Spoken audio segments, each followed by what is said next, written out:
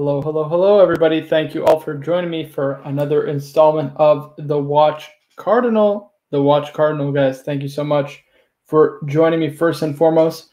Guys, just a quick kind of rundown of what we're going to be doing tonight. I just want to give the people who, first of all, I want to recap kind of last week, the incredible week that we had last week, and then give people who donated after the fact who I didn't necessarily have the opportunity to thank personally on stream or in a video format. So I want to take the time to thank that. Again, it's going to be a little bit boring. Sorry, guys, but I really do want to just show my appreciation and thanks to all the people who donate. I feel that it is very important that I do that. And then we're going to go through a couple of Tudor models that I got sent. I actually just got sent another one. Hold on. Sorry, this is... Sorry, I just want to answer this email because I'm getting inside info from a possible source, and I just want to give you guys the contact. Alrighty, and then I just want to show you guys some of those new potential Tudor releases, and of course, I want to do a couple of collection reviews. One for my guy Toyota Mo, one for my guy Shane, and another one. I can't remember his name. I just posted the link. If anybody wants to join me, by all means, you guys are more than welcome. We got, hold on, let me just scroll all the way up. A Star is Born. Thank you so much. Hello, GB. Hope you're well. What are you guys wearing? Of course, I'm wearing the Old Faithful, my 114060.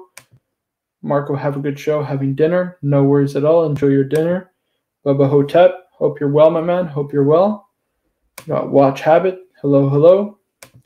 Dangerous Wife, thank you so much. Jubilee, made up your mind on a watch it. Yeah, so I'm going to discuss that in a little second. You got Mr. 2. Hello, watch lovers. Hello to you, Mr. 2. Let me just make sure. Yes, you are. You are, in fact, a Marco. Blank Pan. And my guy, oh my goodness, Matthew. Matthew is watching the stream. Guys, Matthew is my cousin. So Matthew, stay tuned. I'm about to recap probably the most insane night of my life. So for most of you who obviously watched the stream, I held a little birthday kind of get-together birthday stream with all the guys that I usually live stream with. And the night was absolutely insane. So we ended off the stream getting a total of $13,000+ in donations. 13,000. I can't even believe that's a reality, but that was the reality at the time. And then after the fact, due to the insane generosity of so many of you, I was able to get, we got our good friend. After the fact, JJ. Amateur hour.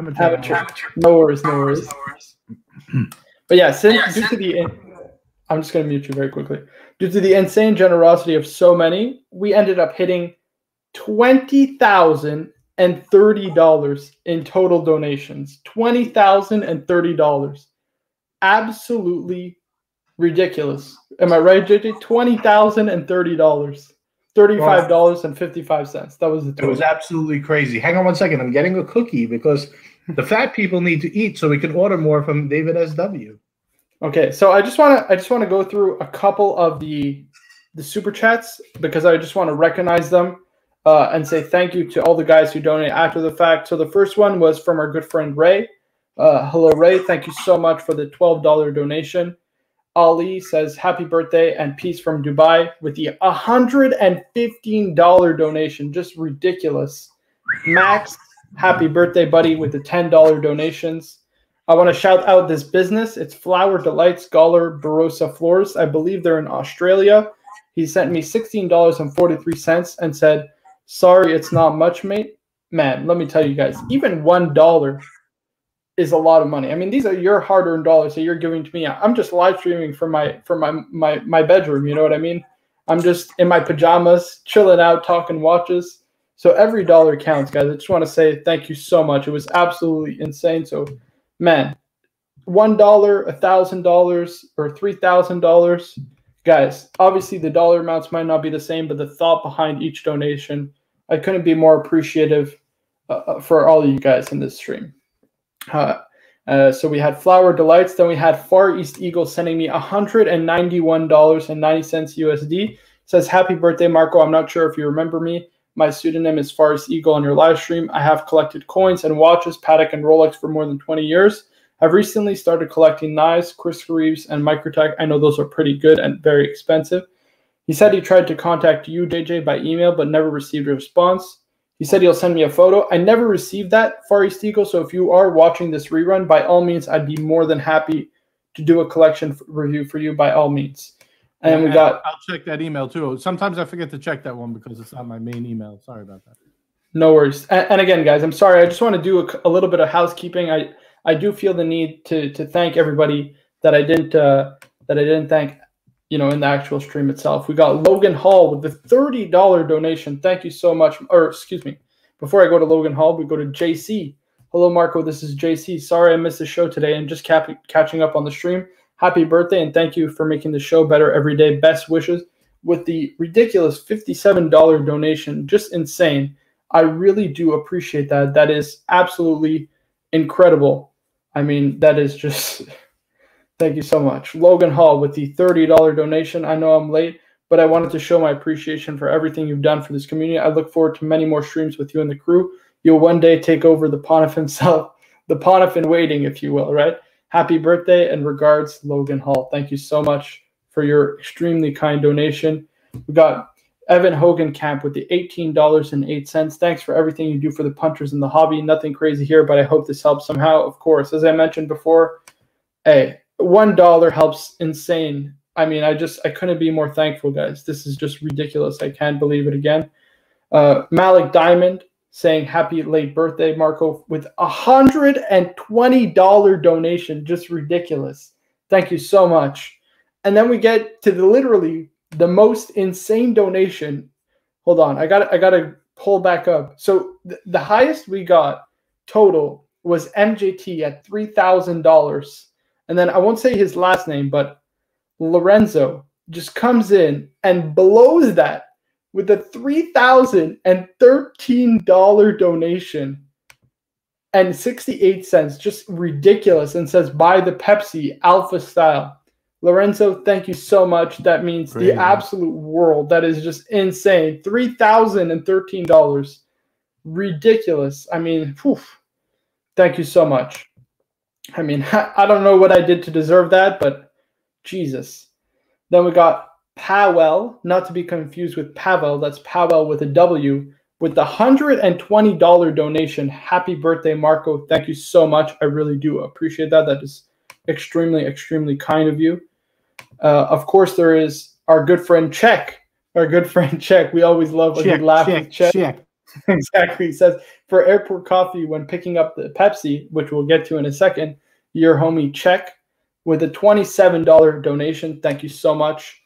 Of course, we've got another one from Kuiper My Frog. That was his second donation. I'm not minted like the other half. I appreciated your email, my man. Thanks for taking the time to drop a line. Get the Pepsi, pull the trigger, make us proud. Get the Birkin with a fist from Kuiper My Frog. $30.13. Thank you so much again, Kuiper My Frog. Extremely kind and generous of you. I always appreciate your presence in chat. And guys, I did take the time to fire off an email to just about everybody who sent me a donation, except for the ones kind of later on. I didn't get to do for you guys just because I've been insanely busy with school. But I did actually, send an email to everybody who donated the day of. The only one that didn't go through was actually Mr. 2. I don't know why, but it rejected the email I sent you. So I don't know. I can has you in the junk mail folder. Right. I don't know why. It just didn't register. And then we got another insane donation from Bubba Hotep, who already sent me an insane donation the day of. So thank you again. Just ridiculous. Since it's a new day, I have another birthday gift. Enjoy your new incoming Pepsi, my friend. Bubba Hotep with $300. Just ridiculous. Absolutely ridiculous. Crazy. Jeff coming in again. Marco, we are slowly getting to your Pepsi. Don't drink it or gamble it away. No chance. Just get your Pepsi and make videos. That is the plan. That is the plan. Mr. 2 said he had on the potato filter. Right. Yeah, I don't know why.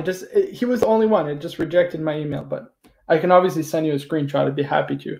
And then another $480.20 from our good friend Far East Eagle saying, Marco, you can split this 500 with JJ. By all means, JJ, if you want half, I can more than happily send it to you. I need a knife review advice. Yeah, so what's your email, JJ? Just so if he's watching, what's it called? He sent it to gentleman'shangout@gmail.com. That, like I said, I probably forgot to check it. I will take a look in there. It's probably been a little while because it's not my main regular email, but I will take a look. Right. I just want to answer this very quickly. Cameron Keeb says, is this a live show or replay? So obviously the live show, I read off kind of all the donations I received that day. I just wanted to give people their flowers who donated after that live stream and didn't get an opportunity to be recognized kind of on a live show. But this is a live show. It's not pre-recorded anyway.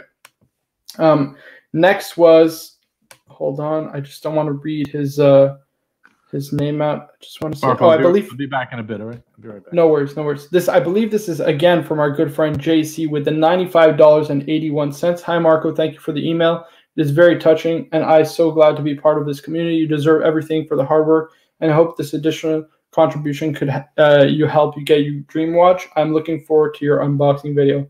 So am I, my man. I really do appreciate that. Thank you so much. We got another $32.75 donation from Mark. Marco, put this to your Pepsi. All the best, Mark. An absolutely insane donation from Mana Mana. Thank you so much. I really appreciate that. Happy birthday from Mana Mana. A little contribution towards your Bosphorus watch roll. I'll get to that as well. With a $463.49 donation. And the last one that came in was from our good friend. Happy belated birthday, Marco, from Maxime L. Keep up the great work. $55.55. So those are all the super chats that I received. Guys, I just want to say thank you so much once again for the insane night. I mean, that was beyond my wildest dreams. What could possibly happen? So, man, I'm so thankful. So just to update you guys a little bit on what obviously I'm going to be doing. So I ordered from Bosphorus Leather, actually, leather watch roll. I got one for myself. I got one for you guys. And I also got, what's it called? One for, wait till you see what I show you guys in this. I'm getting some absolutely insane stuff from an inside source. Let me just pull this up for you guys. Hold on. I just don't want to reveal anything. So I bought 3 watch rolls, which I will be, obviously giving away 2 of them. So I bought one brown one with the 4 watches for myself. I got the blue one and the other brown one to give away to you guys. If there's any way that obviously I can repay you guys, it's that way. I mean, I don't know how else I can repay you. So I'm going to give away a couple of watch rolls. I'm also going to give away this one over here from Mirage, this Mirage watch roll. I'll give this one away as well. So I got full box papers. It's been used only for a couple of weeks, so no worries about that. What's the total now? So we reached a total of $20,035.55. Just ridiculous. I mean, again, just absolutely insane stuff. So those are the watch rolls that I'm getting and I'll be giving away.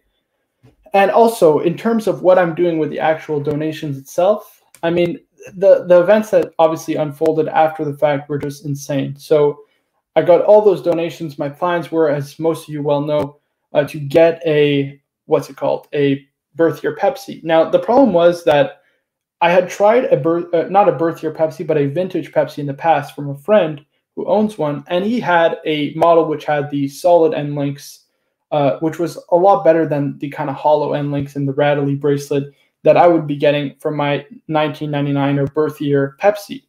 And so the problem is, to me, is that I don't know how I'll like the watch. I don't know if I'm a mature enough collector to get that watch, if I would actually appreciate it. So I decided to instead get, because I was offered to it by the man, the myth, the legend himself, MJT, a BLNR at retail, and it was just an offer I couldn't pass up. So I'll be getting a BLNR. Obviously, that is what's known as by most people the Batgirl, or the Rolex GMT Master 2 Batman. I like to call it the Bruce Wayne, as you well know. I'll pull it up. Obviously, it is the thumbnail for the live stream. But that is the watch that I'm going to be getting, guys, which to me is just absolutely insane stuff. I can't believe it. I mean, guys, this I feel like it was just yesterday. I was saying I'm not getting another watch for 10 years, and I'm about to get another BLNR in the collection. I mean, I can't believe this, guys. I just cannot believe it. So, man, I really appreciate it from the bottom of my heart. I just want to take another opportunity to say thank you to all of you. I want to say, I mean, you guys have helped change my life. I mean, this is just insane. I mean, you guys have changed and altered my watch collection journey in a way that, you know, I can never have done on my own. So I think it just shows the incredible generosity, the power of this community. So I just want to say, once again, thank you so much to all of you. You guys are just absolutely insane. A bunch of legends in this stream. Cameron Khabib says, Marco, you're doing a great job. Great to see you on Archie's show. Thank you so much. Jimmy says, gorgeous GMT, Marco. Thank you so much.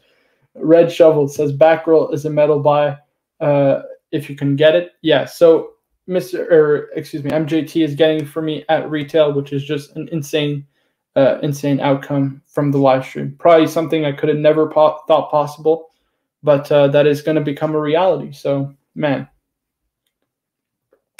Look at this. Bubba Hotep. The Bruce Wayne will blow your mind. No edibles necessary. That is good. Ooh, we got Mr. 2 poking at the bear. Look at this. Where's the donation from Bear? Guys, no worries. I know a lot of people have said I'd like to contribute, but again, I'm just more than appreciative of the fact that people even thought to contribute in the first place. I mean, this is just insane for me. So thank you so much. Again, I really do appreciate it. He says, on Marco's channel, I play the role of Jeff. No worries. Thank you so much. And then Kuiper My Frog says, no Kudoki anymore. Hey, you never know. Maybe some point in the future. And I feel responsible for playing a part in turning a promising young man into a desperate watch addict, turning tricks for watch money. My bad. Hey, man, I really appreciate it. Mr. 2, you're the one who started it all off, the madness all off. And, you know, I can never thank you enough. So, I mean, your incredibly generous contribution, obviously the incredible skits that you provide, there's nothing else to be said, you know. You bring so much to the watch community, so don't undersell yourself. And then Red Shovel says, there are a few Rolex you will be disappointed with. That is the problem. Guys, I want to bring you something that is a Watch Cardinal exclusive. Now, I showed you a couple of them that I got from an inside source, a leak from an inside source. Obviously, this was the first image. The Chuda Black Bay 58. It looks like it's going to be in gray and red. Now, again, I know nothing if there's any veracity to these things at all. But I'm just presenting you with what I've been sent. Again, I put zero stock into any of this, if any of it is real in any way, shape, or form. So this is the first image I got sent. I think it's pretty nice, but I think it is a little bit bland. I think that's the one thing that JJ said, that Archie also said. I just think it is a little bit bland overall. Again, I'm just going to post a link, ABC or anybody, if you guys want to come on, by all means, you are more than welcome. Which star collided with the sun to create Serichrome? Who knows, man? The star that collided with the sun to create Serichrome was the Rolex Foundry. The Rolex Foundry. There you go. And then Yappering saying, do you have an estimate when your new watch may come in? I don't know if I'm allowed to reveal that, but very soon. Sometime soon, guys. Sometime soon. Let's just put it like that. I don't know if I'm allowed to reveal. I don't want to reveal anything that I shouldn't be revealing. Cameron Keeb says, after the back row, what watch would you consider buying? Any ideas? Might be too early to ask, but what would you like after the back row? So listen, guys, after I get the back row, I'm going to be done with watch collecting for a little while. I mean, I'm still very young. I think something that's very important and something that I do want to kind of achieve in my lifetime is some semblance of financial independence. And the only way to do that is to kind of invest in real estate, invest in a stock portfolio, and those kind of vehicles that allow you to retire early. So that's definitely my plan. In terms of what I want next, well, I've got my discount diver in my PAM.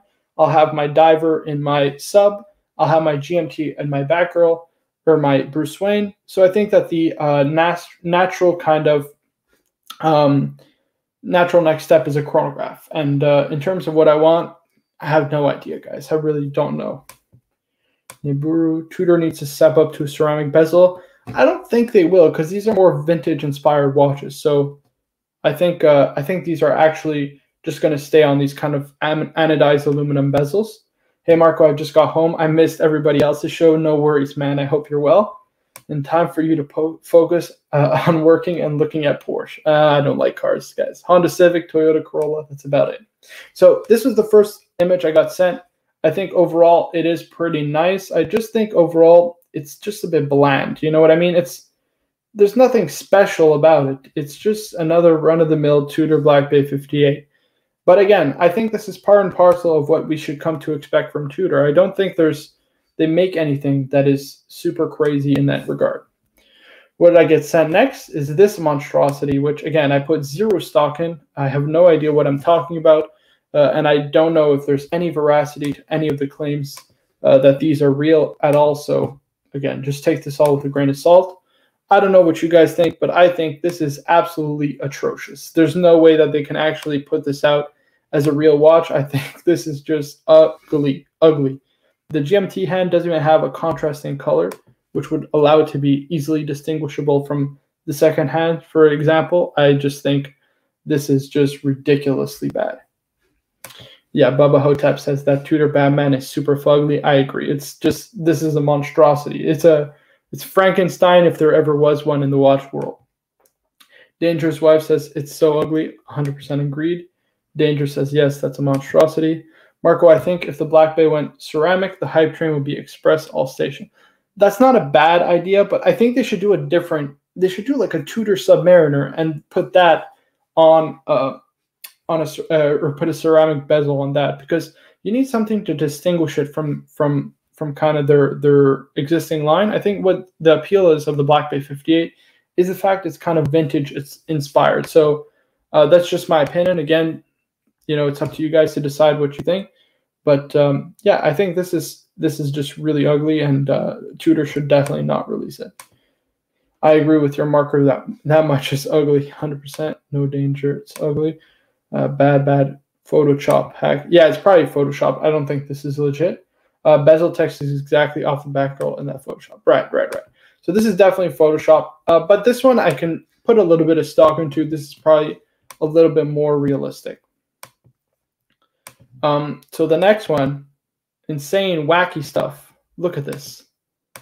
I think this is actually a little bit interesting. So these are all different bezel colors. And you know what? I wouldn't be opposed to this. I think this would be pretty cool from Tudor. If they did something like this, it would actually be pretty cool. So you can pop off and easily pop on different bezel inserts. If they made this kind of available to people, I think it would be a great way to kind of customize your Tudor Black Bay 58 and just be able to experiment a little bit. I don't know what you guys think. Let me know down in the comments what you think. We got our good friend Toyota Mo. What's up, Fikers? Hello, Toyota Mo. I really appreciate you stopping by. We got Yapring says, I tried on a new Omega Man on the Moon Sapphire Sandwich, and the bracelet was a little sharp, but the step-down dial is beautiful, but it is expensive to what my paid 3 years ago. Yeah, I agree. I think, listen, the old Speedmaster was already overpriced in my opinion, right? I mean, it was selling at one point almost 30 to 35. I mean, on JomoShop, you could pick it up for like 3,000 US at one point. So like 40% off basically, right? I mean, this new one is ridiculously overpriced. I mean, it's taken to the next level. So I don't know. I just think right now it's just too expensive. Wait a couple months to potentially a year or two. I think it would be a good buy for sure. Yeah, but I think going back to the topic of Tudor and the Black Bay 58 GMT, I don't know if you're here, JJ.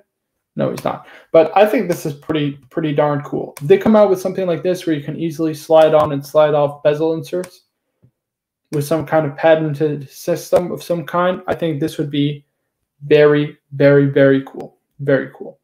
Mr. 2, actually that would be cool if they did interchange bezel inserts with lots of different color options. I'd consider again. Exactly. I think it would be a fun way to change up the look of a watch. Ooh, Kuiper My Frog says, gotta go, boys, date night. No worries. I appreciate you stopping by. And again, I really do appreciate, of course, the extremely kind donations on your behalf. I really, really appreciate that. Fernando Hidalgo says, sell the sub, get the Explorer 1 and Pepsi Ceramic. Listen, let me tell you something, okay? First of all, now that I don't have the Explorer and I have the sub, I think I'm sticking with the sub. I really do love the sub. It is my watch of choice. I love it, love it, love it. So that's the watch I'm going to stick with, and I'm going to keep. I don't want the Explorer 1 anymore. It has become the bane of my existence. It's the watch that an AD wouldn't sell me. So I've got nothing but bad memories with it. So overall, I say F the Explorer 1. And as for the Pepsi Ceramic, listen, that's a great watch. I think it's gorgeous. But I prefer the look of a Batman. So that's why I asked MJT to get me a Batman instead of a Pepsi. So that's my choice. Working Edge Sharpening says, I missed all the other shows tonight, but I couldn't miss the Cardinal show. That Black Bay is boring. Kuiper My Frog, see you again. Thank you so much. Cameron Keep says, what are your thoughts of Jacob & Co. and their watches? Listen, Jacob & Co., how do I put it nicely? Not the best in the world. Hey, ABC. Hey, Marco. How's it going? All is well. How are you? Yeah, I'm good, thanks. Good. Yeah, I know. I told you, if you go for the sub, you will not regret it. No, I'm not getting an Explorer. Forget it. Forget the Explorer. It's the bane of my existence now. I don't want that. Like going from a Ducati to a moped. Right. Of course, we got a question. ABC, I don't know what you think. What do you think about Jacob & Co.? I think it's a void. More money than sense. That's who it's aimed at. Right. Listen, it's not to say that they don't make nice watches. In my opinion, there are just better buys out there. I mean, for the price of a Jacob & Co., you can probably get 2 Steel Sports Rolex for probably the cheap. Oh, no, because they have some cheaper ones. But, I mean, the cheaper Jacob & Co.'s are avoid at all costs. Yep. No BS. Oh, sorry. No BS as Marco, how much do you charge for watch collection for reviews? Guys, I'm happy to do it for free. So just email watchcardinal99@gmail.com. I'd be more than happy to do a collection review for you guys. Just 1 second. Sorry. I'm just going to answer a text message. Okay. Sorry, guys. I shouldn't be texting at work, huh? Mr. Chu says, however, it would destroy their sales. People would only buy one case, then lots of cheap bezel inserts. Well, I think that's the point, right? I mean, what do you think about this? We got our good friend Hassan. Hello, Hassan. But I think that's the point, right? ABC, you get one Tudor Black Bay 58. Maybe you get one with a black dial and one with a blue dial. And you just get like some kind of patent system where you can easily swap the bezel inserts and you can just play around with it.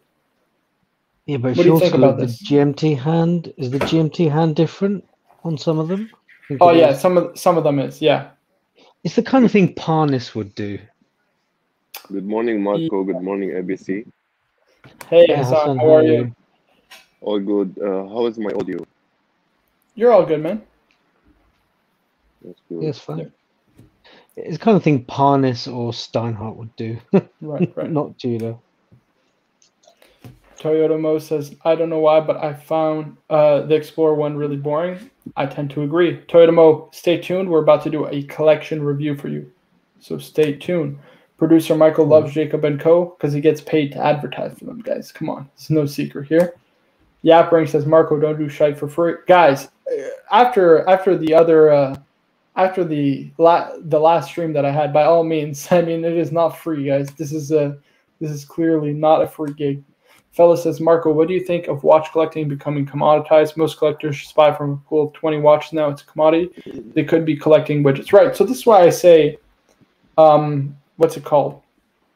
That watch collecting or watch investing, rather, you shouldn't have to worry about it if you buy smart, right? You buy from your big brands, Omega, Patek, Rolex, those kind of brands, because collecting has become kind of a commodity, right? Most watches are a commodity. Many people are investing in watches, right, as watch portfolios. And I think it's a type of asset class that's totally different from others because, I mean, you can travel with a briefcase full of watches. If you travel with a briefcase of $500,000 in cash, I mean, there's no way you're getting through airport security, let's be honest, right? But you can get through with $500,000 in watches because, I mean, you just say, yeah, I'm traveling and bringing my watch collection with me. right? Will they ever ask you for proof if you're coming from a place that does watches at good prices? That's a good question. I never contemplated that actually. I don't know. I don't think know that's how. that can't be reasonable. Yeah, I don't know how that works actually. Interesting.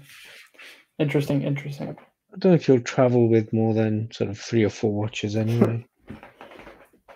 Look at this. Marco, you do shite for free and you call yourself Artisan. How dare you? Okay, so ABC, what do you think? Final recap or final kind of take on this? I don't think Tudor would ever do it. Right. Interesting concept, but I don't think it's likely. Yeah. It is. It's interesting, but like I said, why would a watch brand do that unless they're really desperate to shift that kind of that brand of watch? Correct. Model, sorry. I think we're agreed on that. So moving on to the next one is an insane one, similar to what Omega just released. Stealth Black Bay. Right, an all blacked out Tudor. What do you think about this? I've never seen the attraction with these stealth watches. Do they loom up? Yeah, they should technically all loom up. So the bezel would be loomed. I would assume not the dial, but the indices would all be loomed. The hands would be loomed. Markers in the hands, yeah. Right. I'd have to see it on the wrist, and plus PVD, when it scratches up, it looks really crap. Yeah, I agree. I don't like PVD. I mean, my Hamilton that I can't get rid of fast enough is in PVD coated. Oh wait, I don't know if I should be saying that. My cousin is watching. He doesn't want me to sell that watch. So Cooler Fiend says you need to be able to produce proof of watch purchase in home country or duty paid on import. Okay, well, you just have an email, right? You get an email, you scan the kind of bill or the receipt, and that's it. Yeah. There you go. Very easy. Toyota Moses, I have to agree, Mr. 2. When I sent you the email for my watch collection review, you should have said you should have emailed me back. I don't do shy for free, you cheap, nasty fucker. No worries, guys. No worries. Cooler Fiend, it is on you to provide the proof. Got that. But overall, what do I think about this? Oh, I think this is so ugly. I really don't like these kind of watches. Yeah, just not for me, guys. I really don't like this. I don't love it. I think... what if someone gave it to you? Would you give it to the gardener? No, I would keep it, resell it, and buy something else with it. But I think those are all the watches. Let me just double check. That's Toyota Mo's watch collection, which we're going to get into in a second. It's one thing a problem I've had with the Pelagos is the War and Peace essay that's on the dial. All right, it's ridiculous. Yeah, they've really gone overboard, and I don't know why they did that. Look at this. He just says the Ventura stays. Shite, guys. I can't get rid of it. Oh, boy. The Ventura stays. Oh, well, I can't get rid of it. You heard it here first. Okay, so let's dive into, I guess, the kind of first collection review for the night, which is for our good friend, Toyota Mo, who asked me to do his watch collection. And I'll do it for you guys here live on air. So I'm just going to pull up his email very quickly. So he emailed me saying, "Hi, Marco, here's my humble watch collection." I don't know if I'd call it humble, but sure. I currently have 6 Rolex. I have some watches on order and expecting to get these watches in the next couple of years. So one is a fully paid for an Omega Snoopy. Ooh, that's amazing. 2 is a VC Overseas Blue Dial. Amazing. Paul Newman on Oyster Flex is the 3rd one. Awesome. Here's my current collection and background on current watches. My AD relationship started off with me ordering a Yachtmaster 40mm blue dial that took 4 months to get. After that, my sales lady showed me the Wimbledon on fluted bezel on Oyster bracelet, fell in love with that watch, and bought it on the spot. Then I ordered the new Cermet and turquoise OP41 on the Rolex release date 2020. So about a month later, I got the call for the OP. After the OP, I got the Sea Dweller 43mm. The Sea Dweller 43mm is by far my favorite Rolex of all time. After the Sea Dweller 43, I got the Pepsi. Last but definitely not least, I just got the Cermet. He says, "I really love Rolex. Please don't think I have never tried on another brand. I owned a Grand Shitter for a few months. Trust me, when you have Rolex and Grand Seiko in the box, 9 out of 10 times you're reaching for the Rolex. Omega does absolutely nothing for me except for the Snoopy. I love the blue and white and just how fun the piece is. The VC Overseas Blue Dial is probably the best looking watch I've ever seen. I personally don't see nothing wrong with a full Rolex collection. You buy what you like. Tell me what you think of my collection and future pieces. Looking forward to what you think. Thanks, Toyota Mo. Well, Toyota Mo, first of all, I just want to say thank you so much for sending in the watch collection. I think that I really do appreciate that first and foremost, as it allows me to provide some great content for you guys. And of course, allows me to provide my recommendations to a growing and budding collection. So what do I think of the collection overall? I mean, what's the fault? Guys, there is nothing. I'll say this, right? On my channel, I've said before in watch collection reviews that maybe you should aspire for more, or you should go out on a limb, maybe try something else, something out of your comfort zone and see how you like it, right? Because if you don't, you're kind of selling your collection journey short, right? But in my opinion, if you go out and try something else and you don't like what else is out there, there's nothing wrong with going back to what you enjoy. You know, for example, I want to go out and experiment other watches apart from Rolex after I get the BL&R, right? And if I don't like the other watches that I'm buying, right? If I get a Reverso or if I get a Breguet or if I get a VC and I don't like them, guys, I'll go back to Rolex, right? It's just natural. I'll go back to what I feel I'm comfortable wearing and putting my money in. And listen, I will never fault somebody for spending their hard-earned dollars on what they enjoy, especially when it comes to a hobby. Now, when I see a monotonous kind of Rolex collection, I mean, off the top, if I don't know anything else about you, I think, okay, well, this guy is not really a watch collector. He's more of a watch investor. I don't know if you get that kind of same idea, ABC. I think that's a nice, diverse collection. Correct. There's some That's really decent pieces in there that would be, you know, they'd sit in any enthusiast collection. Correct. And that's why I don't think, like, getting to know your story and getting to know you and knowing that you kind of like this collection, I think overall, I think it's gorgeous. I mean, listen, you went out, you tried other things, and you don't like them, right? So, I mean, there's not much else to say. You know what I mean? You got to buy what you love at the end of the day. You're spending your hard-earned dollars.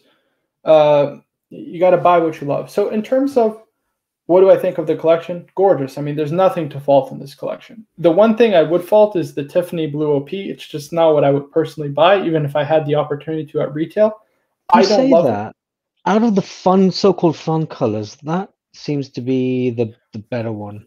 Right. That's the only one I like out of the fun colors. I still wouldn't get it though. It's just not my watch. You know what I mean? Like, there's some watch you just look at them, like even the green, the yellow, the red, I don't like any of those. You know what I mean? The only one I like out of them is this one, but I still wouldn't get it for my own collection, if that makes sense. Obviously, putting aside the prices, the aftermarket prices and what have you. You know what I mean? Is that Wimbledon two-tone or steel? It's steel, all steel. Oh, okay.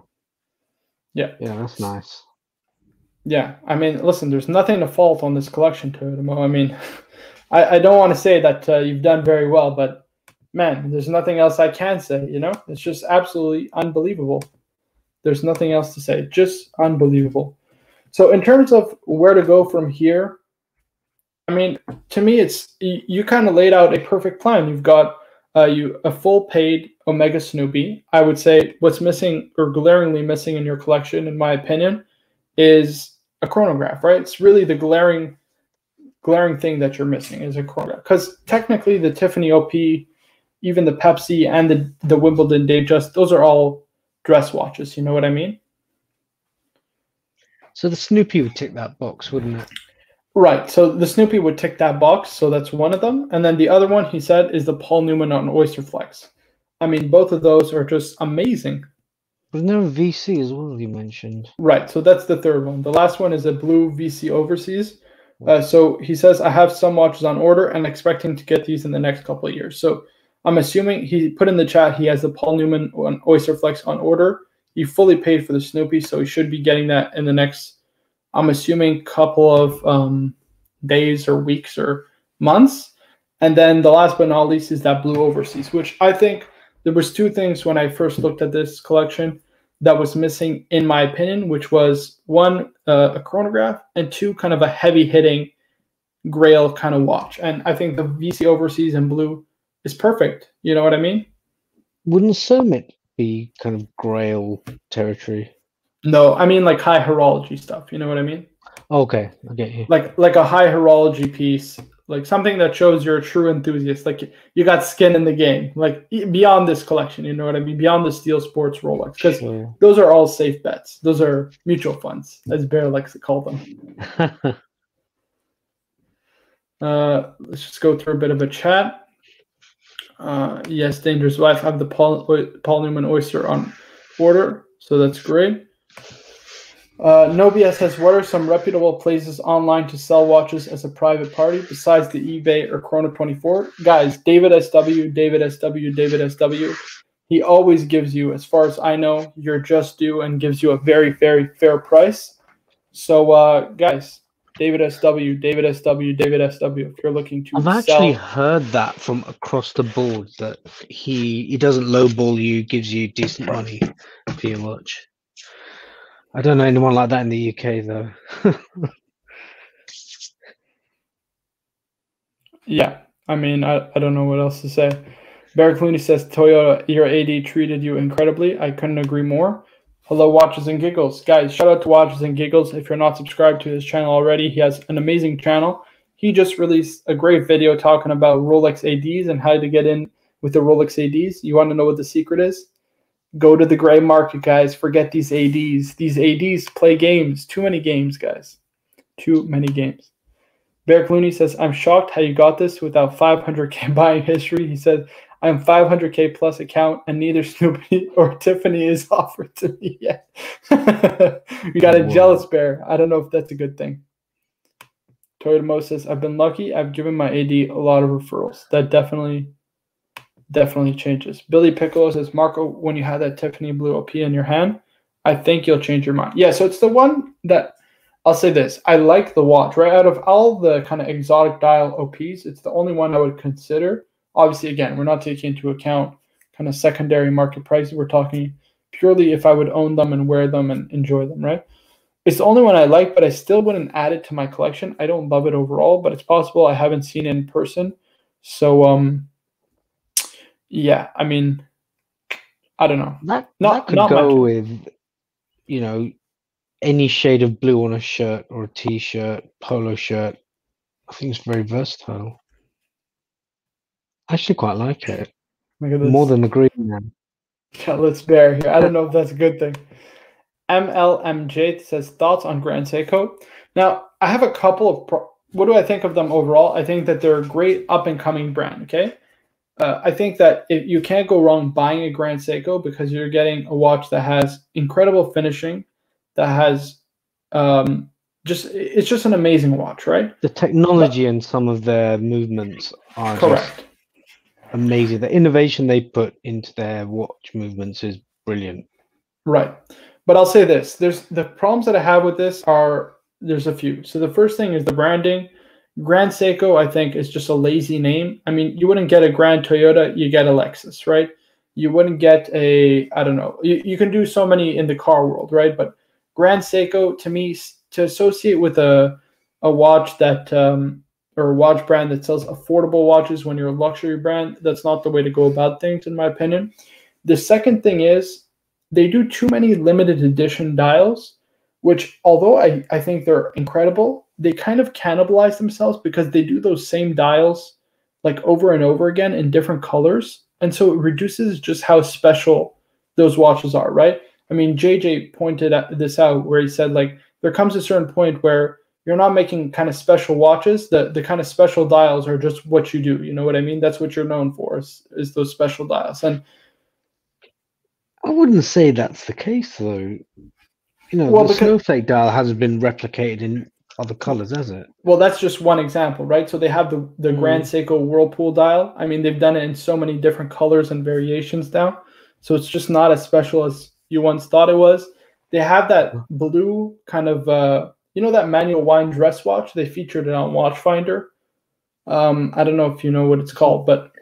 Yeah, vaguely rings a bell, yeah. Right. It's got this crazy blue, and then they did it in white, and they did it in a bunch of different colors. So, listen, I think it's a great watch. You can't go wrong. Those are my only problems with it. Is really the branding and the fact that they kind of always release too many limited editions with the same kind of dials, just in different colors, which, in my opinion, cannibalizes how special those dials really are. I just want to catch up on this chat just because it's going crazy. Dangerous West says, I love the OPs, but for some reason, I don't love the Stubble 6. I understand that. No worries. Yeah. Appreciate that. Ooh, we got our good friend Steven, a.k.a. the captain, is a Jewel Audemars, an enthusiast piece, 100%, guys. A Jewel's Audemars is definitely an enthusiast piece. You have to be, you definitely have to be an enthusiast. Guys, I posted the link in the chat. By all means, if you want to join, I'd be happy to have you on. Dangerous White says it fits in his colorful collection. I agree. It's actually a nice point of difference overall. Then we got Mr. Wonderful must be smoking some wonderful marijuana. And then I've been thinking about getting a Grand Seiko Snowflake. Well, Watches and Giggles got a Grand Seiko, a blue dial Grand Seiko. Let us know down in the chat what you think about that. And what did you think, ABC, about the Grand Seiko White Birch? Yeah, I didn't like that. I don't love the dial, if I'm being honest with you. That's my first problem with it. Yeah, it seems kind of like foil reflector kind of effect. I don't like being dazzled when I look at a watch, like overly dazzled, because I want to read the bloody thing. Yeah, that's another problem actually I forgot about, but now that you're reminding me, is the Zaratsu polishing. Although I like the Zaratsu polishing, my problem with it, I mean, they say it's a lost Swiss technique. It wasn't lost, it was abandoned. And the reason is that you're black polishing a watch, right? So think about how much of a scratch magnet the surface of the watch becomes. I mean, in a couple of years, you're going to want to get that thing refinished and touched up because it's just going to be scratched all over the place. Yeah. We got LA Methwich says, hello, guys. MLMJ says, I have an Explorer 216570. I'm thinking the Grand Seiko steel bezel with orange GMT hands. Thoughts? Would go nice with the Explorer 2. I don't know if I get two of the same kind much of the same. Yeah. Right, it's too much of the same, I would say. I would get something else maybe from Grand Seiko. Ooh, look what we got here. Steven and our good friend, Mr. 2. What's going on, guys? Hello. 3 seconds. Hey. 3 seconds. 3 seconds. We don't want any copyright. But right. Steven called me out, so here I am. Thank you for joining me, guys. How are you?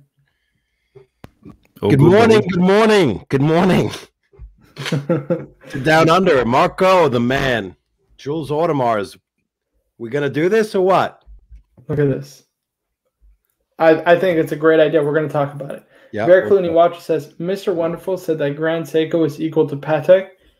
I mean, guys, Kevin O'Leary, I'll put it like this. He has no idea what he's talking about in most cases when it comes to watches. I mean, he picks the obvious choices and says that he understands and knows watches, okay? That's like saying, I mean, I don't even know how to say it. That's like saying you're a wine connoisseur because you go and taste all the wines that everybody's ever drank, everybody's ever reviewed, and you also agree with the people's opinions that it's a great wine. I mean, that's ridiculous, guys. This guy is listen, FP Journe, it's an obvious choice in the independent world. And he only got into it because, let's be honest, the investment potential. He's a watch investor. He looks at everything as a portfolio for him. It's an asset class. That's what it is, pure and simple. What are you getting with the new funds? So my guy, MJT, the man, the myth, the legend, is getting me a BLNR, brand new BLNR. Just insane. Can't believe it, guys. Right. Watches and Giggles says Rainbow Daytona is a good investment. No shit, Sherlock. Correct. Okay, so to wrap up this collection review for Toyota Mo, I mean, dude, I don't know what to tell you. You're on the perfect track. You got 6 steel stunners. You've got amazing watches in the pipeline. So you're going to have a 9-watch collection once you get the fully paid for Omega Snoopy, the Paul Newman on Oysterflex, which you have on order, and the VC Overseas in the blue dial. I think you touch on everything. I mean, you got your dress watches, you got your GMT, you got your dive watches, you've got your chronographs, and you're going to have, of course, kind of your I mean, different variations of those, right? So you have kind of, I would say, the luxury diver in what's it called, the Kermit or the Cermit rather, and you have the Sea Dweller 43, the anniversary model, as kind of your tool watch, diver watch. But overall, I think it's just an amazing collection. You're headed in the right direction. There's nothing really I can advise you to get over and above what you're already getting. You're doing a great job. Just that Pepsi there, that bezel looks a lot more vibrant than my one. I'm wondering, is that the Mark II? Or the lighting on there. Right. It might also be the lighting. I don't know. Yeah. I don't know. The Yachtmaster dial is gorgeous. Ooh, you are wrong, says Zaratsu polishing on my Grand Seiko still looks great after years of regular use. But hey, you might be different from the average collector, right? Some people maybe use it a little more hard wearing, but again, I can't speak from experience. That's the only thing I'm afraid of. When you black polish a metal surface, it's more prone to scratching. It's just a fact, right? It's not conjecture, it's not speculation, it's not my opinion, it's just the stone cold fact. And that's the one thing I'm afraid of. He says, Steve, that you're saying something, but I was talking over you. Forgive me. Go ahead. No, I was just going to make Mr. 2 panic by saying maybe he has to return his watch or there's something wrong. Oh, come on now. Come on. I'm actually stressing out about this 3 second copyright rule. Oh, I quite like adding the sounds, and there's a strict 3 seconds there, and I'm starting to freak out about it. I just hope this 3 seconds doesn't cross over into other areas of my life. They have some medication for that these days. Yeah, but I don't know. I think Becky's okay. Becky, what do you think? Oh, okay, all right. The one thing I will say, guys, is this. This is the one that I think Toyota Mo should go after. This is the sleeper. Now that JJ has gotten it, I can spruik it a little bit more. Yeah, guys, this is the sleeper in the collection of Omega. I think this will be a future collectible. Red bezel, the Moondust dial. They only do this for precious metal pieces. It's got the adjustable bracelet. I know you said, Toyota Mo, that the Speedy, apart from the Snoopy, does less than nothing for you. But I really do believe this is the sleeper in the entire Omega collection. If there's one I could recommend that is still undervalued, underappreciated, that I believe will be a future collectible, it's this one for those reasons. I'll second that. And I think this is gorgeous. But the problem is, Marco, you're spruiking the market, and now I can't jump in and buy one of these. AJ bought one. Right. You're getting snapped up. You're Mr. Wonderfuling this piece. Ooh, look at this, Bubba Hotep. It's good to get your guys' experience, because a lot of the times, guys, I say something, but I've never handled the Grand Seiko, right? He's saying the Zaratsu at least for an extended period of time. I tried the watch on, but he says the Zaratsu polishing on my Grand Seiko Cookie is holding up better than the polished center links on my Rolex watches. Now, let me ask you, what's it called? What do you wear the most? Polished center link Rolex, or do you wear the Grand Seikos more? Obviously, I know you have a pretty extensive collection, so you don't always wear them pretty regularly, I'm assuming, but what do you find yourself gravitating towards? The Zaratsu polishing's on the side of the case, isn't it? Right. There's some on the side. Some, it depends the watch, right? There's some they do it on their bezel. Oh, right. Okay. I'm going to defend the Japanese art of Zaratsu polishing for my good friends at Grand Seiko. Plus, I think it's cool to say that your watch has Zaratsu polishing. They ask, what does that mean? Like, I don't know. Exactly. It's just sounds like it's taken hundreds of years to perfect. Toyota Mo's sending me his invoices. He's telling me not to share, but it's him showing that he paid for retail, I'm assuming. I think our Grand Seikos, to me, though, they're still on the thicker side for most of their pieces. Marco, are there credit card details in those? Can you share the screen? Just share the punters? No, you told me not to, but nice try. Look, I love Grand Seikos.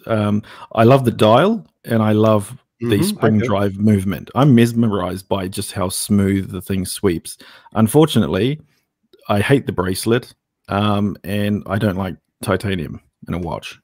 Oh, I like goodness. the Dauphine hands that they have. Most, not all of them, but Jeez, I just opened my email to a notification. Hassan, who's currently on the stream with us, send me $57.54. Happy belated birthday, bro. Hassan, I really appreciate that, man. Thank you so much. You're welcome, bro. I appreciate that. Guys, if you haven't seen his collection, I did review his collection in the past. It has since changed, so if you want, I can always do an updated collection. Let me just pull up, I forget what the title was on it, but I'll let you guys know in 1 second. How I believe it was... All good, buddy. Good to see you again. Thank you. And not working on the planes again, I see. I'm surprised you were allowed to do that with the camera, or was this just top secret? well, Oh. I'm not with you. Oh, I like that. Look at this. He agrees with me, Steven. Oh my God, I just realized Captain Steven sounds like Kevin O'Leary. That's what I said the other day. Guys, but how is my audio? Can you hear me well? Perfect, man. You're all good. Yep, loud and clear, except sometimes I think it cuts out your connection. But when it's Right. working, it's loud and clear. But I have no other option. No worries. So the review I did for Hassan, currently sitting at 644 views, called Watch Collection Review as Rolex It, or Should We Aspire for More? And by the way, guys, that was the first video I had with a shaved bald head. So if you guys want to go back and watch that and laugh at me, by all means. Oh no, Steven. I think his internet cut out. He was frozen on us. So Marco, considering that you got just over $20,000, Ridiculous. and your cousin is in the audience, what are you going to splash out and get him? Cousin Potato, where are you? Cousin Potato, come in. Feel free to put your preferred watch into the chat and let the punters rip you apart for it. Oh, that is good. Toyota Moses, I actually wouldn't mind that. I mean, honestly, that's the only recommendation I can give to you, apart from the watches I've already told you. That's it. I mean, just keep doing what you're doing, man. You're on the right track. You are definitely on the right track. Marco, show me my Tudor. I'm sorry? Show Mr. Tu my Tudor. Oh, sure. Let me pull it up. Hold on 1 second. Might take me a second to find.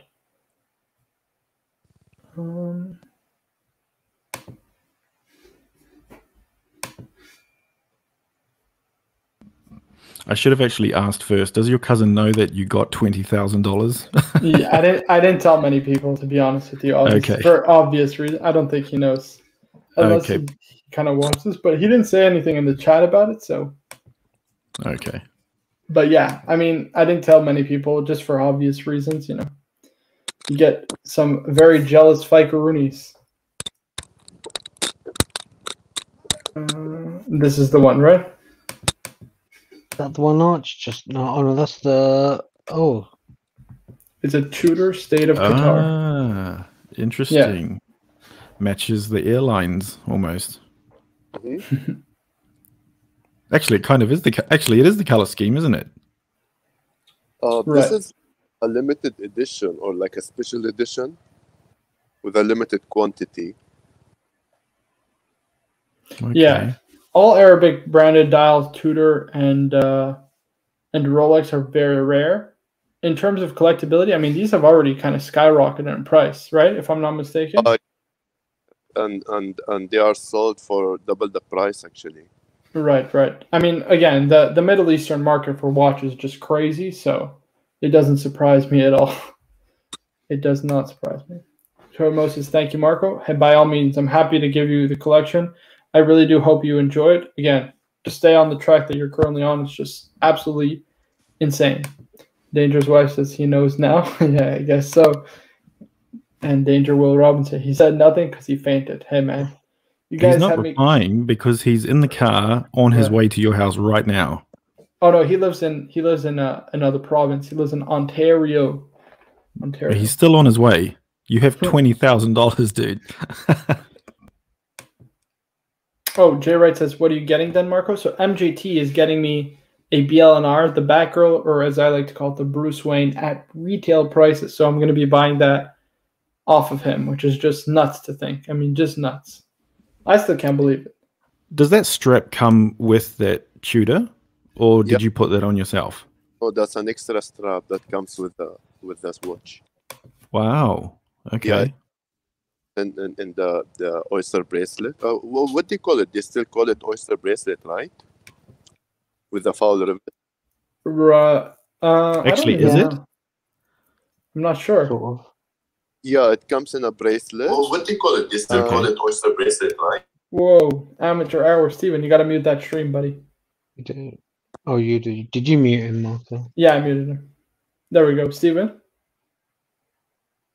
Oh no, he's still lagging. Steven looks pissed off. He's just frozen on the worst possible.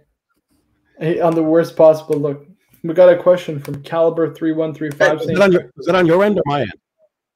No, you're totally frozen for us. But I It's think it's your getting end. better. Right. Definitely your end. What do we think about this, guys? 47 mil, a little bit of a chunky monkey. I mean, if your I wrist like can that. pull it off, yeah, it's a bit big. I mean, 47 millimeters, geez. If you can pull it off, by all means. Yeah, man. two people can wear it. Arnold Exactly. Schwarzenegger and Sylvester Stallone. That's about it. Right. Next. I've never loved. But I I've never love loved Panerai, them. man. I'm a fan, though. I I'm really need to. I'm going to be on the other side of the coin then, because to me the numbers and the dial, it's just, to me it's not attractive. It's like, I don't know, watches for the sight impaired. Okay. You know, someone across the room can read your watch with these dials. They just don't stand out. And look at the big thing on the side. What is that? Is that like a crown guard thing? It's gigantic. That's going to dig into your hand. Right. I can't wear it because I'm Italian. I talk too much with my own hands. You know what I mean? So when you talk with your hands, it definitely digs into the skin. Really? Ooh, Caliber 3135. It reminds me of a pre-Vendome Panerai. Oops, sorry. Well, speaking of a pre-Vendome Panerai, I pulled up. Oh, jeez, I can't remember. Of course, you know, what is it?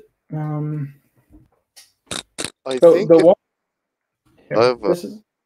Go ahead. What do you think, guys? If you're a professional diver and you will use this watch for diving, yeah, for sure, that's what it's made for, right? yeah, then you will the size will be good for you. Correct. Yeah, 100%. So this is an example of a pre-Vendome Panerai, right? So this, Sylvester Stallone wore this in the movie Daylight. Now, there's a modern one. It's called the PAM 774, I believe it is. Hold on. Yes. So this reminds me of that watch a lot. It's kind of the modern version of that. So it's a smaller size. I think it's 45 millimeters as opposed to, or 44 millimeters as opposed to 47. It's got that same base logo, sausage dial, as they call it for Panerai collectors. It's still got that what's it called? That crown guard, but it's a much smaller and I think overall a much better package. And it reminds me a lot of that PAM that Sylvester Stallone wore in the movie, just a modern kind of version of that. So why do dive watches come with either a leather strap or a fabric strap? Surely they come with rubber. Good question. Okie dokie. Shall we move on to the next kind of collection review? What we have, hold on. Let me just pull this up. This was for our good friend, Shane. Let me just pull up his email. Shane. Awesome. So Shane says, "Hey Marco, I love the watch content. Thanks for the entertainment and information. I'm interested in hearing your thoughts on my watch collection. I have a longer description of each watch, but let's skip the War and Peace. Thank you. So quickly, Timex was my nursing school watch and only sentimental value. Anyway, my tag was handed down from my pops in 2007 and can't flick. No worries. Seamaster was from my mom in 2017 for nursing school graduation. I keep it on Zealander rubber and use it strictly for work. Nomos Tangente 38 was another gift from Mom for Christmas in 2019. Tudor Black Bay ETA was my first big boy watch purchase in fall 2018 after I started working as a surgical nurse. Kermit was bought from a family member in summer 2020 for an excellent deal. Black Bay 58 Navy bought from AD in December 2020 and quickly replaced my ETA Black Bay as my non-work daily beater. Got it to start the AD relationship. Should I flick the Black Bay ETA Nomos and cash for a Rolex Note 8 or Explorer, or possibly a Speedy?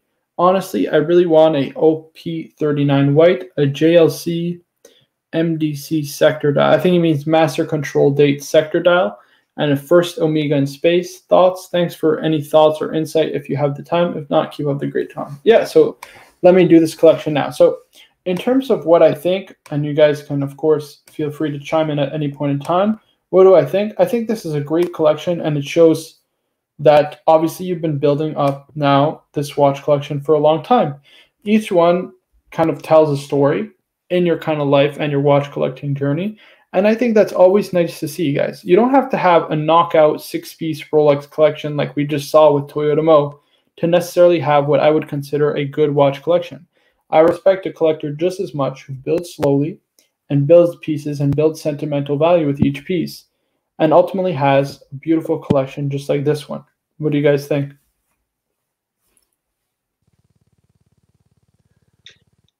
Yeah, there's some definitely decent hitting pieces there. Yeah. Diver collection. Definitely a dive heavy collection. So that would be kind of my first recommendation to, let's say, get away from a little bit. But again, we'll get into that in just a second. I just want to catch up on the chat. He calls it a reverse clock lamp pen. That's funny. Yeah. That's not far off the mark for sure. Official divers don't use dive watches anymore, I think. They might use, I'd assume they still use dive watches, don't they? I think so. They must in some form or fashion. Do they have dive computers? Yeah, it's true. They do have diving computers. Yeah, you're right. You're right. CB says, Mr. 2, Panerai legibility. It is the intention they were used for diving. Correct. Right, because you need to quickly tell the time underwater. Ooh, look at this. Caliber 3135. For reference, my Sky Dwellers and 43mm Sea Dwellers look quite small on my wrist. Then by all means. I do like that Panerai that you asked me to pull up. I think it is very nice. It's about as faithful a Panerai rendition to those pre-Vendôme Panerais, as you said, as you can get, in my opinion. So definitely, if you have the opportunity and you like it, by all means, pull the trigger. 44. Also, the model number is my wedding anniversary. Good way to remember your anniversary. Okay, let me pull this up quickly, just as a sidebar.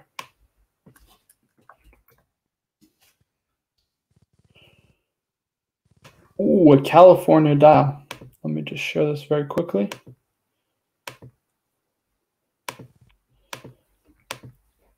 What do we think about this, guys? Again, a much bigger watch. I think this is 47mm also. California style dial. I actually really like this. I think this is quite nice. And the fact that it commemorates kind of your wedding anniversary. I mean, by all means, if you like this, I think this is a great purchase. There's nothing wrong with this. Classic PAM, Radiomir case, onion style crown, wire lugs, California dial makes it just a little bit different from your kind of average Panerai. I think this is very, very nice. Very nice. Wow, can watch as well. Nice. Good to hear. California dials. Cool. 47mm. Absolutely. Okay, so going back to Shane's collection. Oh, we got Steven. Hold on one second. How old is Shane? I have no idea. That's the one problem that I don't have is his age, right? But only his collection is very nice. Tag Heuer, it works as a beater. I think if he can upgrade almost a reverse, right, or something else. Gotcha. So here's my thoughts, right? In terms of what you want now, and what you have currently or what you're willing to sell, this is what I would go in the direction kind of I would go. So you have the Kermit, that's a keeper, right? You definitely cannot sell the Kermit. That is an amazing watch, especially if you got it at a good deal. You won't get another one, that's for sure. You will not get another one, probably for the price you paid. Oh, there you go. We got Shane in the chat. Hello, Shane. I'm doing an indirect watch collection review for you now. He says he's 34, so that's a perfect age. Perfect. So he's got the Kermit already. He does. How much did he? How long does he have the Kermit, and how much did he pick it up for? Just out of curiosity. So, by the way, guys, how you going? All is well, man. Hey, GMT. He got it Hey, in GMT. 2020. Sorry. He got it in 2020. He didn't say how much he paid for, but he got it from, he said, a family friend, so he got a good deal. Oh, awesome. Good stuff. Yeah. So What? the Kermit definitely stays. I would say the tag has to say for sentimental value alone. The Omega Seamaster as well. You got to keep that as well. Those are the three that I would keep. Now, apart from that, I would pretty much get rid of everything else. Here's my issue, right? The Tudor Black Bay 58 is kind of a competing watch with the Omega Seamaster. It's a little bit redundant, both of them, both the Black Bay 58 Black and the Black Bay 58 Blue. So if it was me personally, I would just stick with the Omega Seamaster 300 meter as your work watch. I think that's a perfect work watch. And I would use the funds from selling both of those watches to get, what's it called? To get something else with it. And the same with the Nomos. So the Nomos, listen, it's not my favorite watch. I think Nomos are good Don put it best. It's mid-tier garbage. It's No, right. Marco, I think Nomos goes well for younger man. Yeah, but he's 34. He can step it up. You know what I'm saying? Like he even said he wants to get rid of the Nomos, right? I think I would get rid of the Nomos for something better, for sure. I see he hasn't got a GMT in there, has he? Right, that's what we're gonna get to. That is what we're getting to. Don't ruin my punchline, Mr. Jen. Sorry, bro. Thunder. Sorry, brother. I didn't mean that. My apologies, my man. I would keep the black. I would keep the Black Bay 58 Blue personally, but move on. No. Listen, if he wants to keep the black, like of the two, I would definitely say keep the Black Bay 58 Blue, right? Because he says that's his new work watch. I would prefer the in-house to the ETA. Just because it's probably a better movement overall. Yes. And I would say the bracelet construction, because it's the newer one, again, it's probably just a little bit better. They worked out any kinks in the kind of original one that were kind of affecting it. And that one, listen, people say it's a future collectible. I'd put zero stock into that. Most Tudors, apart from the branded dial Tudors that we saw earlier, are not collectible, let's be honest with you. The only ones that have been collectible in the past are very rare ones, so like the Tudor Monte Carlo, the original ones, just because there's not that many of them. And then also the Tudor Submariners and Tudor Snowflakes that were military issued watches. Those were the only ones that were really collectible. So out of all the... Sorry, go ahead. It's too soon. You can't call that watch a collectible, but it might retain value, so you could flick it down the road for and for something better. So you may have some money there. Yeah, so this is what he said, right? I was consider flicking the Black Bay ETA and Nomos and grabbing an OP39 white JLC sector, a reverse over sector dial, or a Speedy. So I would actually go, I think you need a bigger backbone of, here, just one more thing. He says, I do like the Black Bay 58 as a non-work daily, but do consider flicking it for the money. Right, so what I would do is kind of build your steel backbone of steel Rolex watches, right? I think a OP39 white is that perfect starter. So I would say, first and foremost, flick the two Tudors. If you want to keep one, keep the Black Bay 58 Blue and flick the Nomos for sure. So flick the Black Bay 58 Black and the Nomos. Get the OP39 white. I think that would be a kind of perfect dress watch. You don't seem like the type of guy who needs like a definite dress watch. That's why I wouldn't say go for the JLC reverso sector dial. I mean, you are a nurse at the end of the day. So, I mean, unless you're going to a lot of events in a year, an OP fits the bill perfectly. You really don't need a dedicated dress watch in that regard. I would use kind of the funds to allocate it to something that you can wear every day or that you can wear on kind of special occasions as well. But that doesn't necessarily have to be a dress watch. That is just good that you can wear on both special occasions and kind of every day, that kind of piece, like a GMT or a Daytona or Speedy or something of the sort. So first I would keep the Kermit, keep the Seamaster, keep the Tag Heuer, and keep the Casio, obviously. I would add an OP39 white. That can be your default go-to dress watch. And then last but not least, you're missing 2 watches, in my opinion. You got your dress watch, you got your dive watch, you got your kind of discount diver in the Seamaster, and of course you're missing a GMT and a chronograph. I think if you add a first Omega in space, if you add maybe the new Speedy, the 3861, or you can add that red Tokyo 2020. I also really like that one.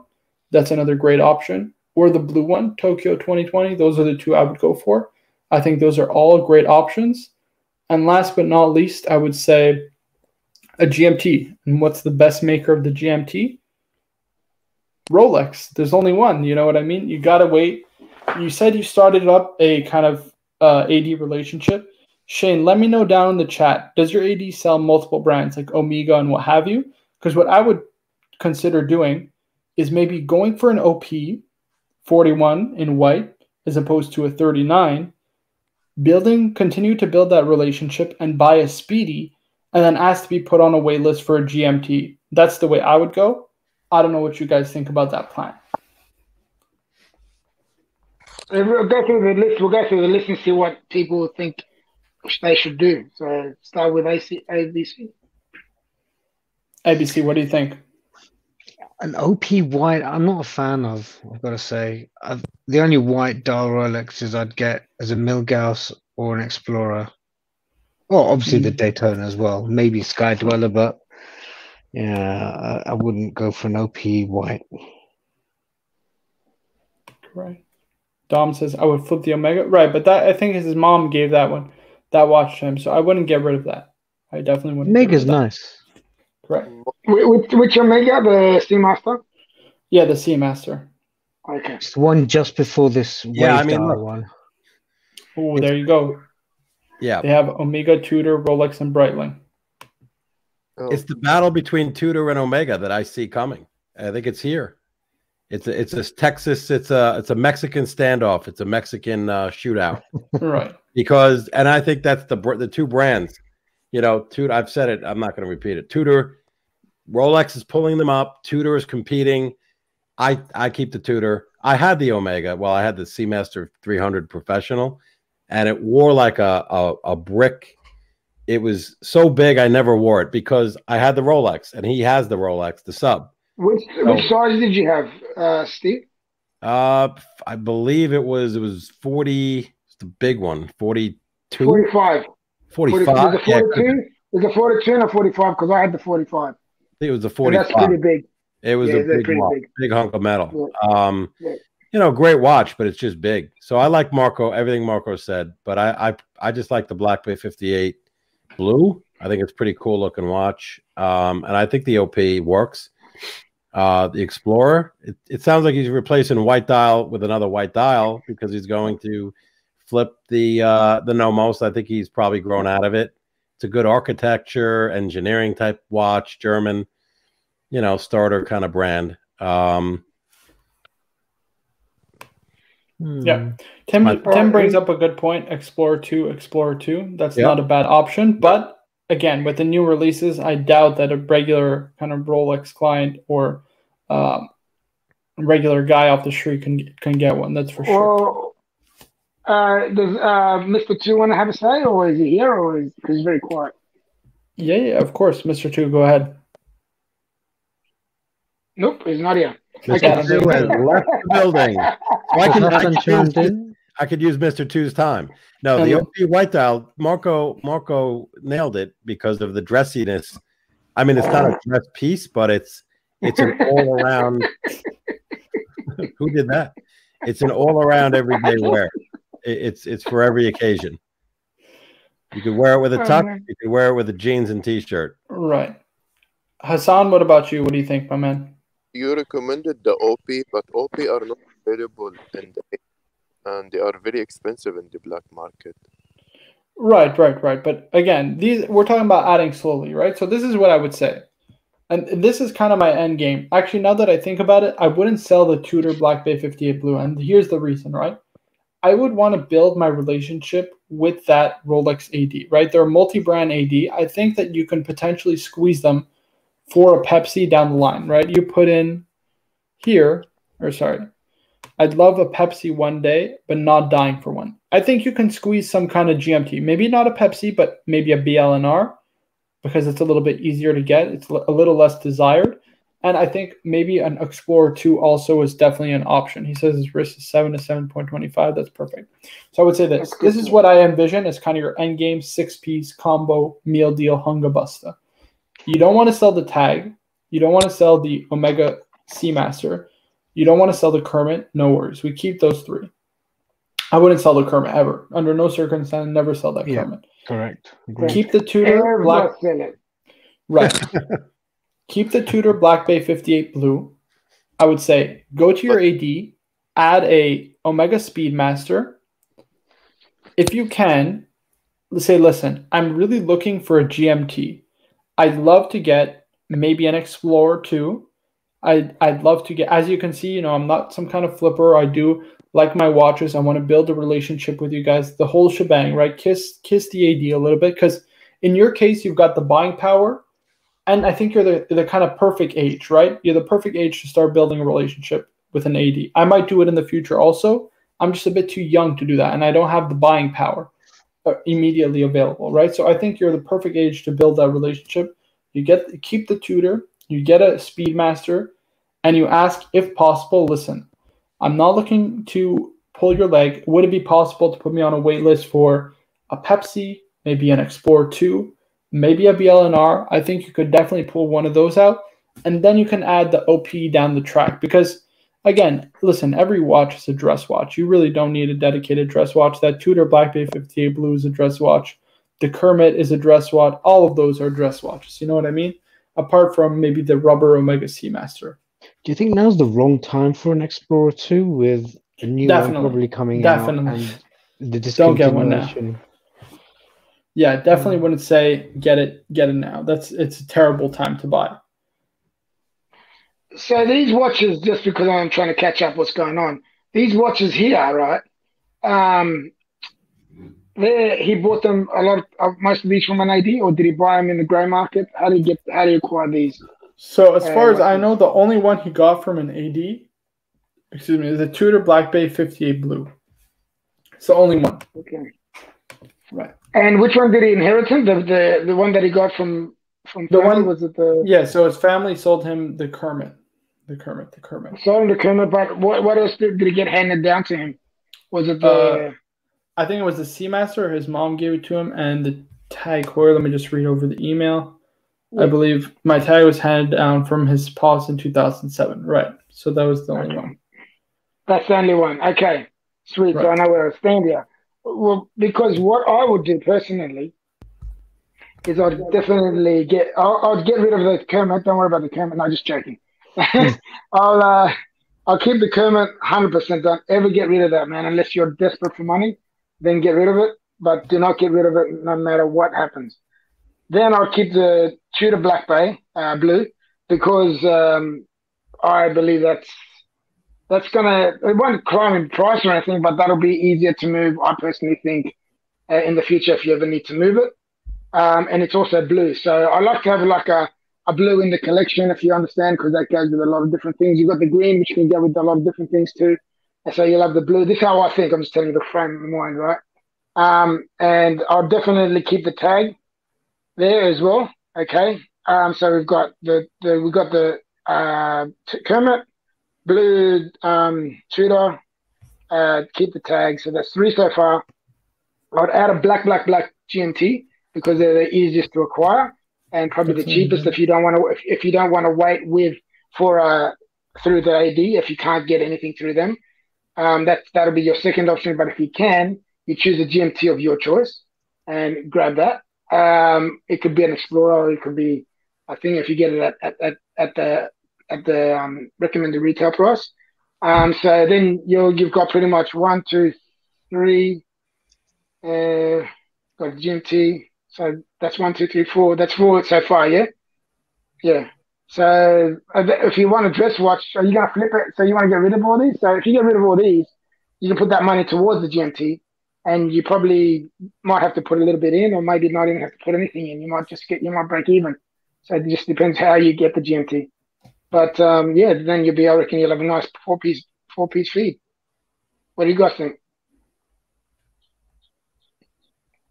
Yeah, I think that's a great way to go about things. 100%. Yeah, I mean, if you really wanted to go crazy and go for a high-end dress piece, you can pick up a Calatrava or a VC Patrimony. Yeah, you could do that down the line, no problem. That's a down the line. You know, that's yeah. I don't know. You know, you got to factor budget and everything else, and it's not going to get a lot of wear. But you know, I'm staring at the Nomos. I'm thinking that can definitely be elevated and upgraded. Yeah, that's why I said to get rid of those three and just add it to the GMT. That way, he won't be out of pocket that much. You know. I mean, the one thing that, you know, personally, and not just with this collection, but I think it's a good global discussion to have is, you know, the checking of the boxes with what functions you have to have. I mean, you know, I think he needs a complication. So GMT function, chronograph function, but do you really need to check all the boxes? Like, you don't have to have this. No.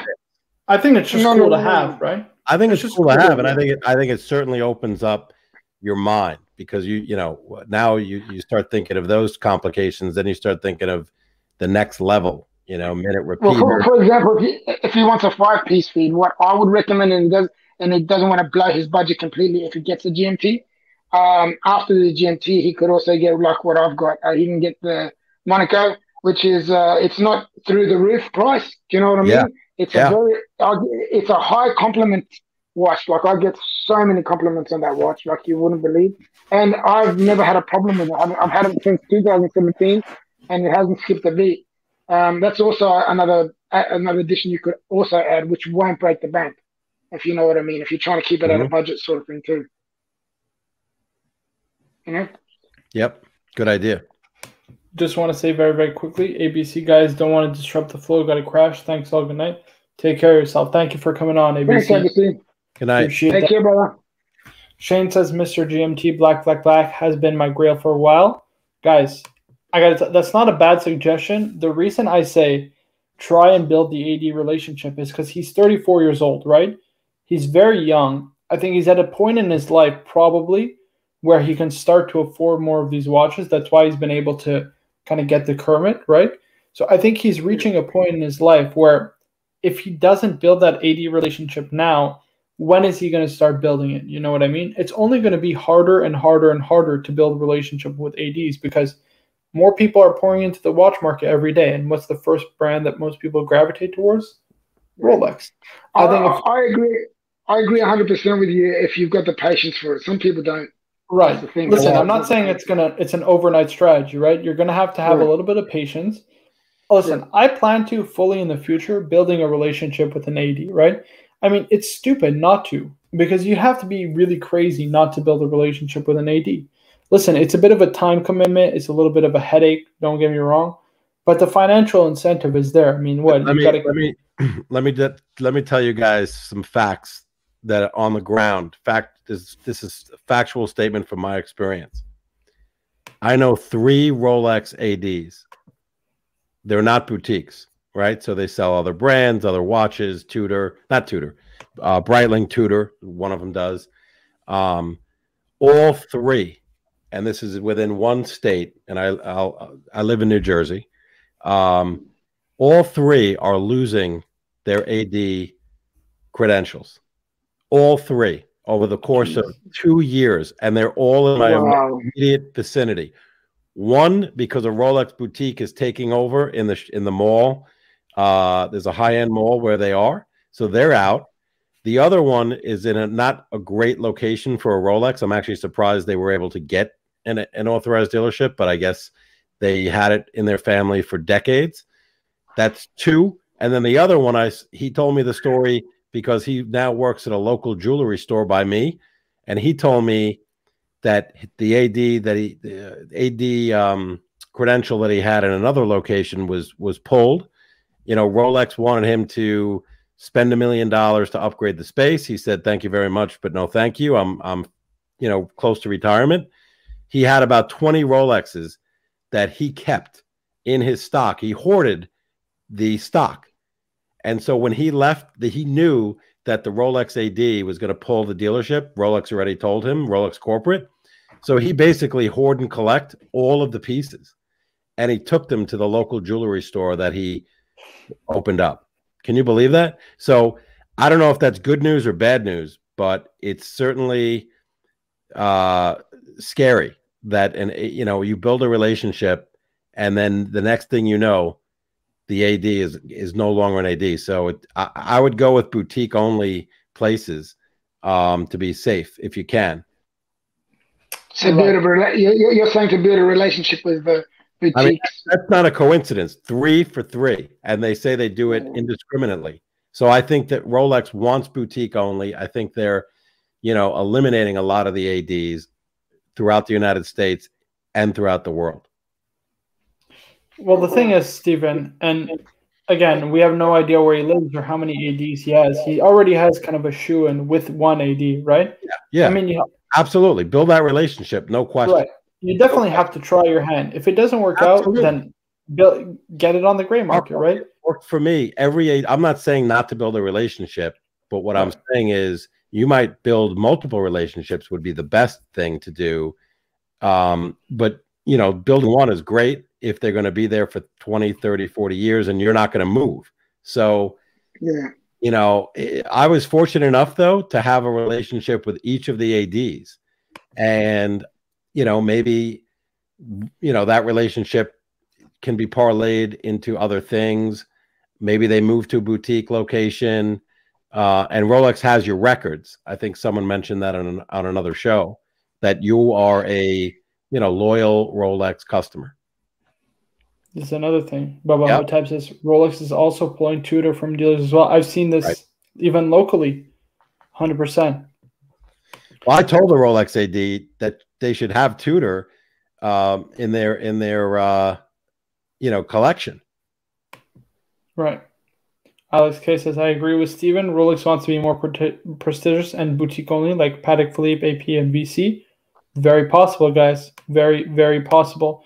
And Toyota Mo says, if my AD loses their license to kill, I would be fight. Well, to be fair, don't panic, guys. Don't panic. You're already very, very lucky. I mean, listen, how many watches does a man really, really need? You know what I mean? Like, let's not get greedy either.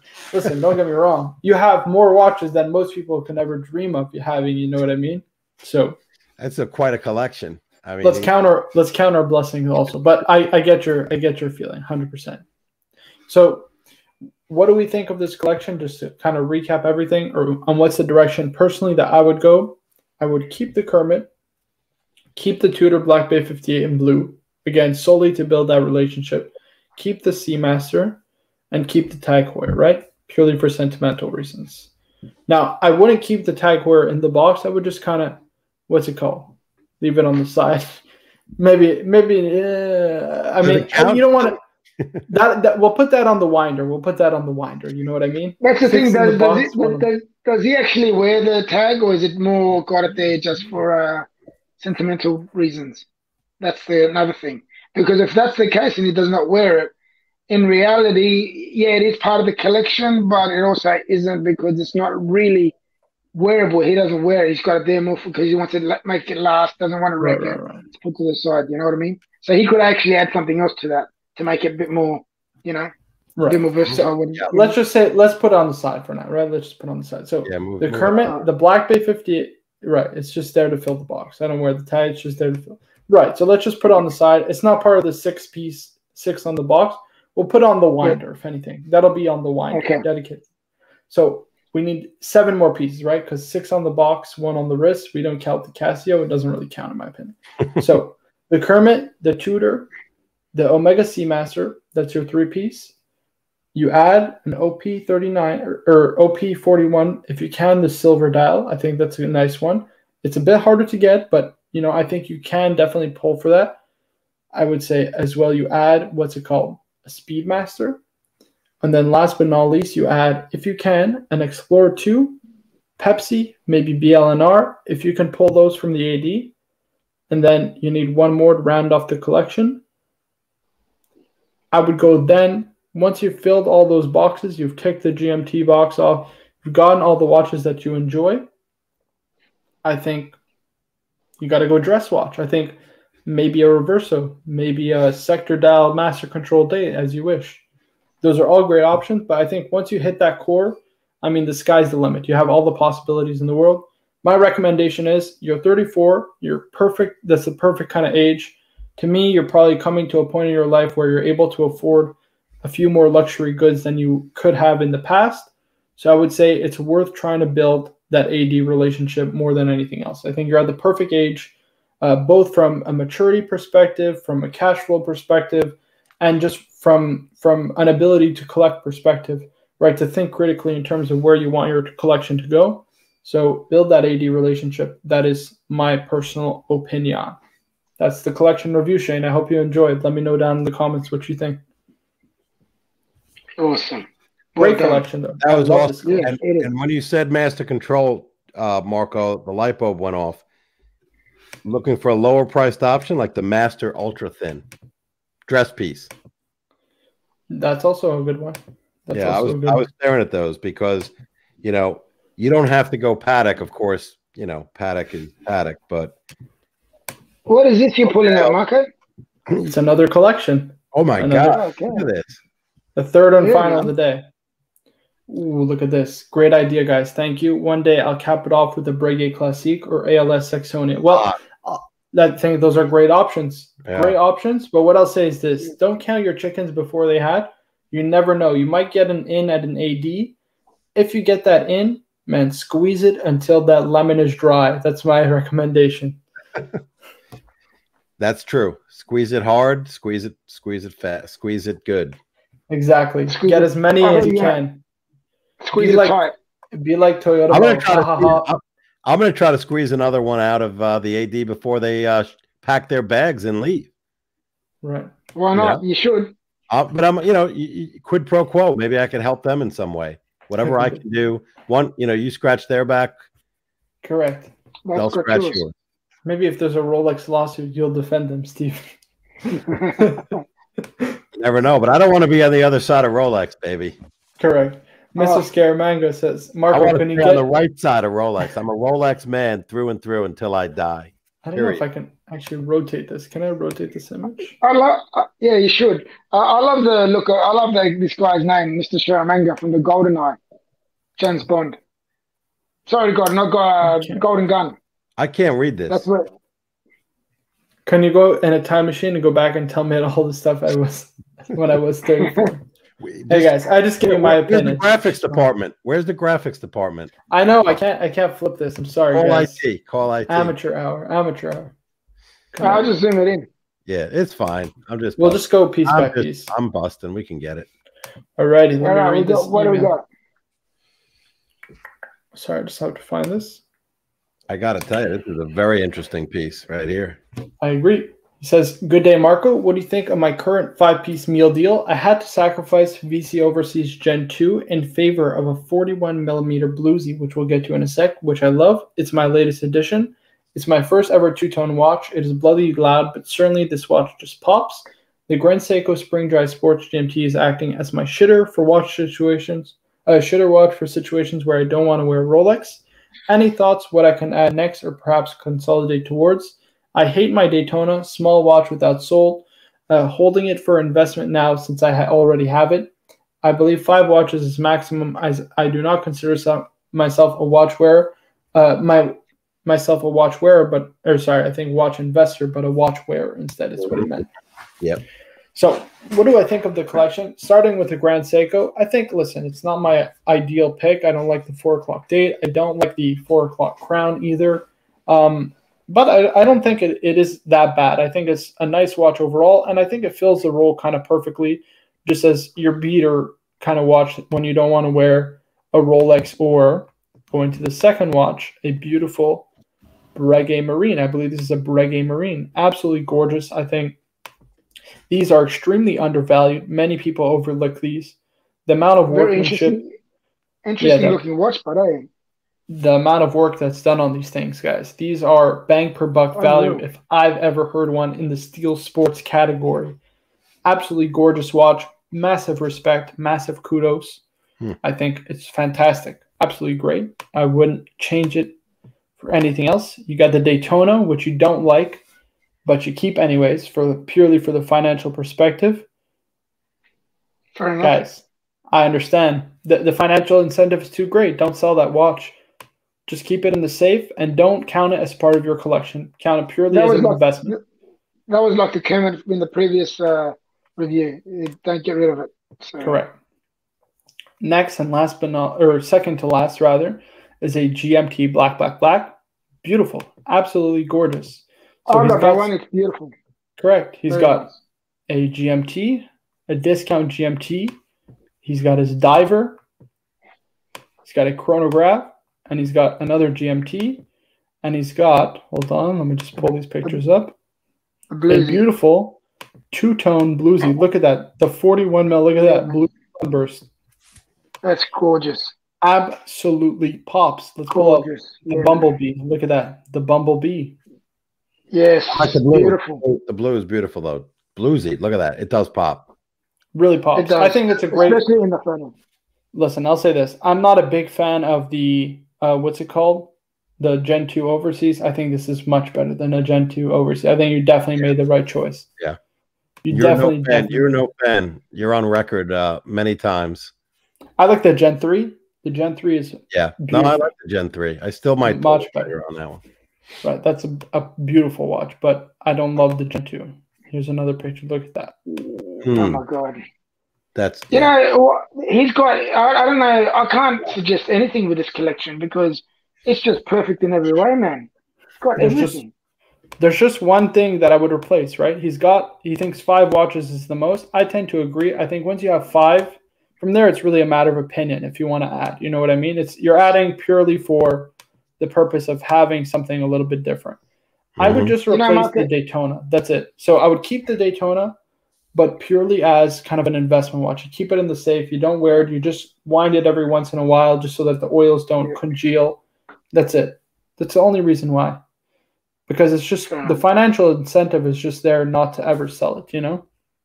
That's crazy. Let me ask you, what's the I can't tell from the picture the color of the Grand Seiko. Is that a blue dial? Yeah, it's blue. So here's it's like almost purplish blue.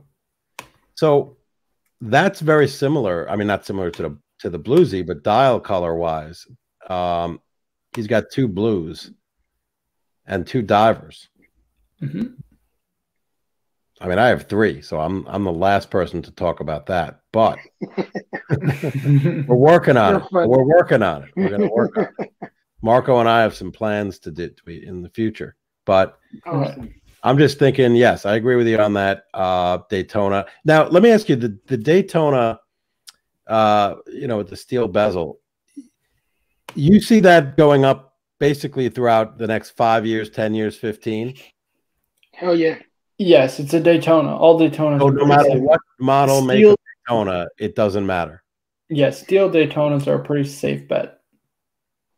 Okay. Again, because even though they made these in scale as opposed to like others, here's my reasoning. All Daytonas are special in some form or fashion. There will always be a market for them. They will always be collectible. And because they're discontinued, you involve the issue of scarcity, right? Which means that one model will have a better condition over another. There's not as many floating around. People keep them in their personal collection because they like to wear them, so on and so forth, right? Once you involve that issue of scarcity, everything becomes investment grade, especially in the watch world, depending obviously on the brand, but especially Rolex in particular, 100%. I think most watches, when you involve scarcity from the perspective of the Rolex brand, they all become investment grade watches, all of them. Okay. And especially the Daytona, which is probably, I would say, the best performing watch in the history of Rolex, right? Yep. So yeah, listen, I'll say this. It's probably not as good an investment as a Panda or as maybe a Zenith Daytona or a Paul Newman or one of these other special kind of Daytonas. But I still think, you know, it has the potential to continue to to go up and up and up. So I wouldn't get rid of it purely for that. I would just replace it with something else in the collection. You know what I mean? Okay. So let's move it off. If we move that off the board. Mm-hmm. Let me just get to this chat very quick. Referrals. I've referred 3 women to my AD that bought Lady Datejust from the display. Go with your referral to the AD. If you can't refer anyone, start off with a Yachtmaster CW43 or a Datejust. That's a good pick. Not bad at all. Yep. Raphael Butterbread. Hi, guys. Hello, hello. I hope you are well. Butterbread. Ooh, Toyota Mo. I bought a Yachtmaster 40 as a first watch, then a Datejust. I didn't ask for anything hot right off the bat. Always a good plan. Always a good plan. My cousin, Matthew. Good night, bro. Hey, man, take care. Thanks for stopping by. Congrats on building such a strong community. Keep up the hustle. P.S. You should try do it yourself sometime. And Hammy equals Holy Grail. All right, I won't sell the Hamilton then. You heard it here, guys. I'm not allowed to sell the Hamilton. That Elvis, man. I'm not allowed to sell the Hamilton. Until you apologize. Is that the cousin that you bought the Hamilton with? Is that right? Right, exactly. Yeah. I was going to come onto the show with Elvis music, but then we would be pulled, right? I mean, oh, Stephen, did you hear what Tim said in the stream this morning? He got a copyright strike because you played some music. I didn't play any music. That's what I thought. I thought it would have been me, but apparently he said no. Got a strike because of you played some music the other day. Ooh. Do you remember? No worries, guys. No worries. No, I don't remember. But I'd like to know what music did I play? I couldn't because I'm not that technically. I don't have hit Tim up. But yeah, no, I thought it was quite interesting. So now I think I'm character assassination. I don't think I'm really I'm really strict on my 3 seconds now. And now Tim's going to be upset with me, and I didn't even do it.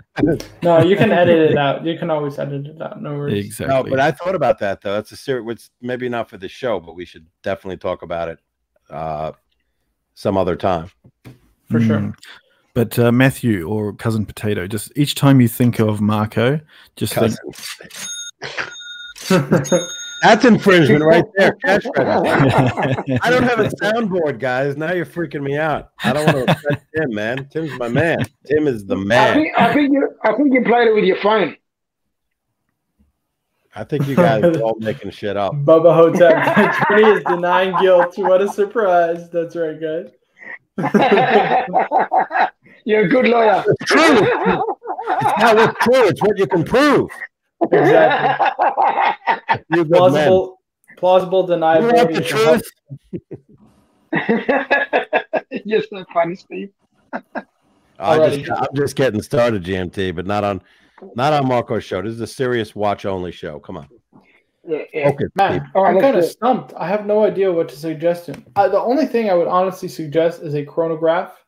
I think, listen, he doesn't need a dress watch. He's got the Bluesy. That's kind of a dress watch. If he wants, he can wear the Daytona on a special occasion. Probably just a Speedy. And I would go again, that red Tokyo 2020 that JJ LeCoultre just bought. That's what's wrong with the Daytona? Now I'm never getting the Tokyo 2020 because the price. He says it's a soulless watch. A soulless watch. Which one? The Daytona. That's why he doesn't want to wear it. You know, I passed on it. The same guy I was telling you guys about, that dealer that had that hoard of he was hoarding and possessing the inventory.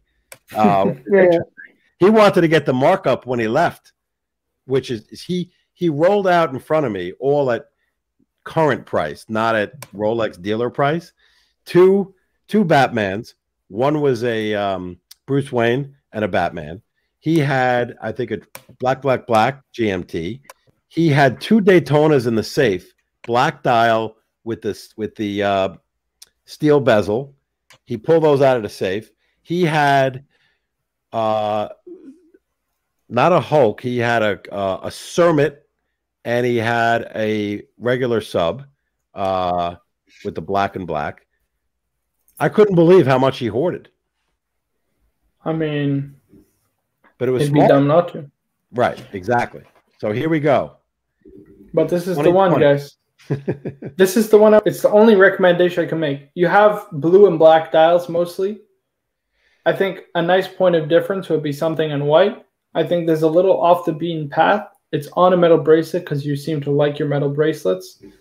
It's got something a little bit different. Again, the red bezel, that kind of moon dust dial. They only do it for the precious metal pieces. So I think this is really special. And in terms of, again, I never think about investment potential first, but it's something to mention. I think it does have a certain or decent amount of investment potential because it's the Tokyo 2020 limited edition. Obviously, it never happened. And again, it's just a very special variation that they don't often do. Mm-hmm. This is my recommendation. This is the 5th and final watch. How many watches does a man really, really need? You know what? That's a perfect choice, man. Seriously, it is. There's nothing else. I'm kind of stumped. I don't know what else I can offer. I think maybe a VC Overseas in blue. Like maybe go for a really heavy hitter, but otherwise, that's what it. About a gondola? VC Overseas gondola. Right, the chronograph. Sorry. Okay. The chronograph. Yep. I mean, yes. He needs a chronograph. Yeah, he needs to replace it. This is beautiful. I would get this, but I'm not showcase. So I'm not going to defend Speedies because I don't, I guess not being a Speedy aficionado, for as these folks are, I have no emotional connection with the Speedy. I know the history and the moonwalk and all that.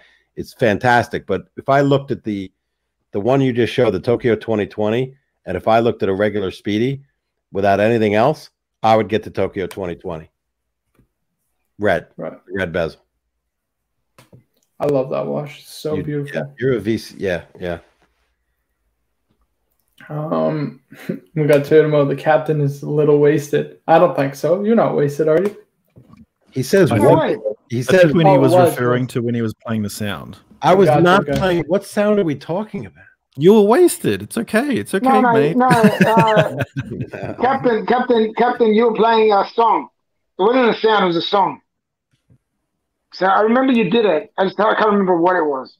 That's what happens when Stephen drinks. He starts reminiscing about the 80s and all that type of stuff, and then we start playing the Breakfast Club. La la la la. Is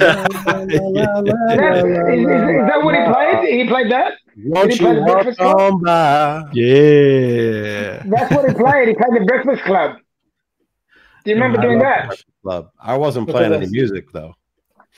No? Raphael Butterhead. He could get a Zenith, would stand out a lot. We got also Danger Will Robinson says, what? No Zenith Chronomaster Sport? Guys, I gotta be honest. If you're gonna add if you're gonna add one more watch, it's gotta be like a knockout. You know what I mean? Like just one more. I mean, this guy's not limited, doesn't have limited funds. I think you could add, if you want to add the silver dial, you can also add the silver dial. I would go for the blue personally. You seem to like blue watches anyway. So yeah, I would add this one. Again, in the Gen 3, you don't seem to like Gen 2. The Gen 2 are definitely better value, but I think the Gen 3 are much nicer. You get the see-through case back, Geneva seal movement, Geneva seal case, column wheel, vertical clutch, chronograph. It's perfect. I mean, there's nothing to say. Yeah. Just perfect. This one or the Tokyo 2020 in red, those are the ones. Those are my suggestions, Maxim. So hope you enjoyed the collection review if you're watching after the fact. And yeah, that's all I got on the docket tonight. It only took me 1 hour and 53 minutes to get through.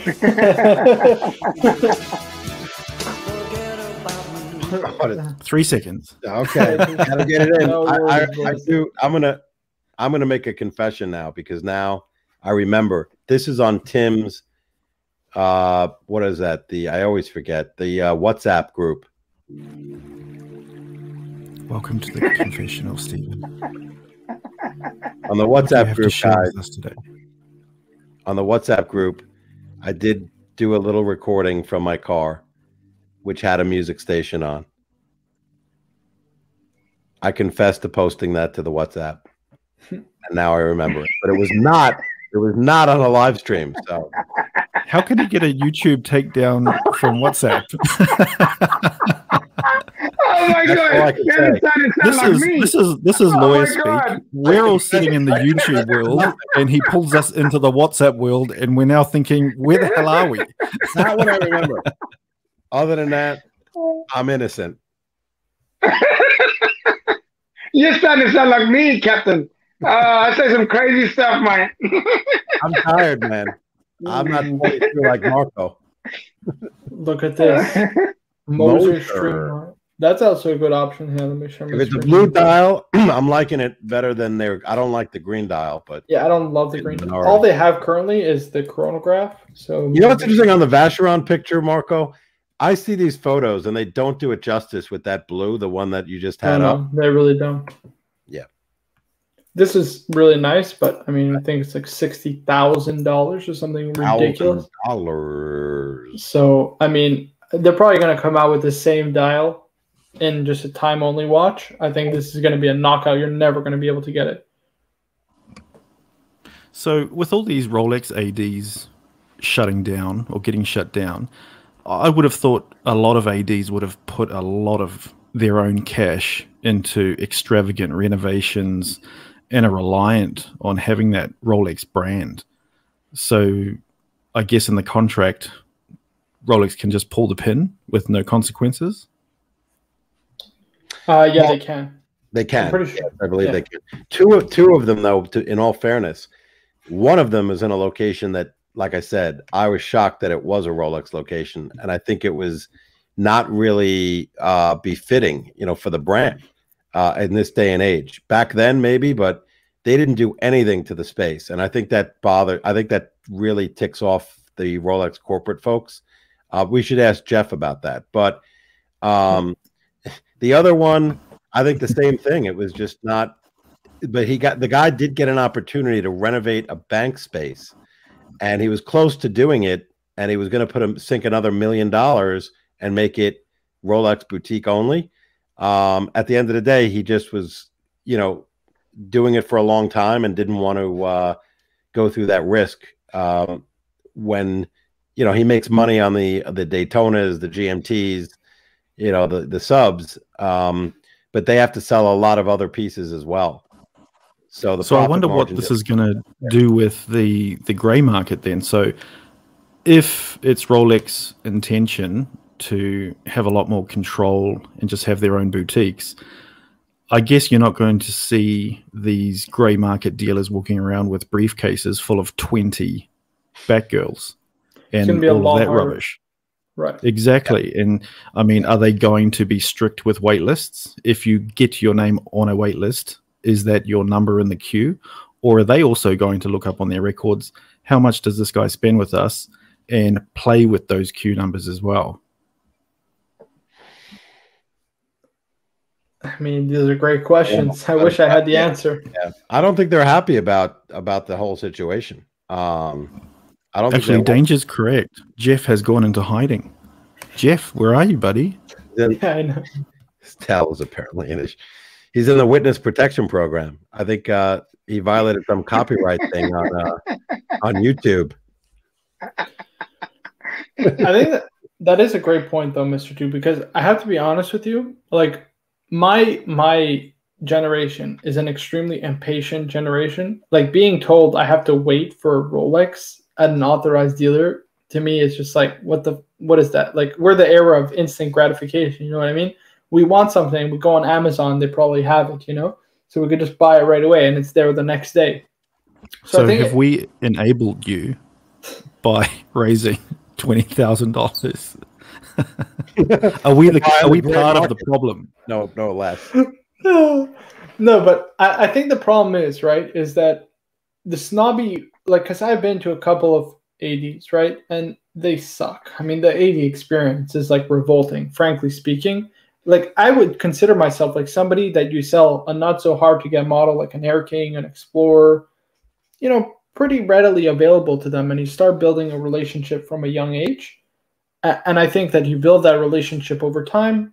I think that you show loyalty to that AD. That's at least, listen, I'm just speaking from what I would do, but what can I say? You know what I mean? I can't control what an AD sells me, but I think my generation will be turned off by the Rolex brand specifically for that reason. Maybe not the brand, but the customer experience more so than anything. So I think them tightening that up is really important because it could affect their brand down the line. Rolex is not stupid. They know what they're doing. You know what I mean? So going boutique only, not only does it help their kind of brand to become even more exclusive and play those kind of Rolex AD games even more, but I think also it shores up that customer experience problem that a lot of ADs unfortunately suffer from because they're also jewelry stores, and they want to sell that because that's what really brings in the dough, if we're being honest with one another. Yeah. I mean, I guess they can't do this because of their charter being, a charitable trust or family charitable, whatever it is. Right. They can't raise prices to market, from what I've been told. So they can only, let's say, go incrementally by percentages, 3% a year or whatever it may be. Right. Because they could wipe out the gray market in a second by just raising prices to close to market, and the grays would be done. Well, I don't think that they would be done. The thing is, it would just become harder for people to get Rolexes, right?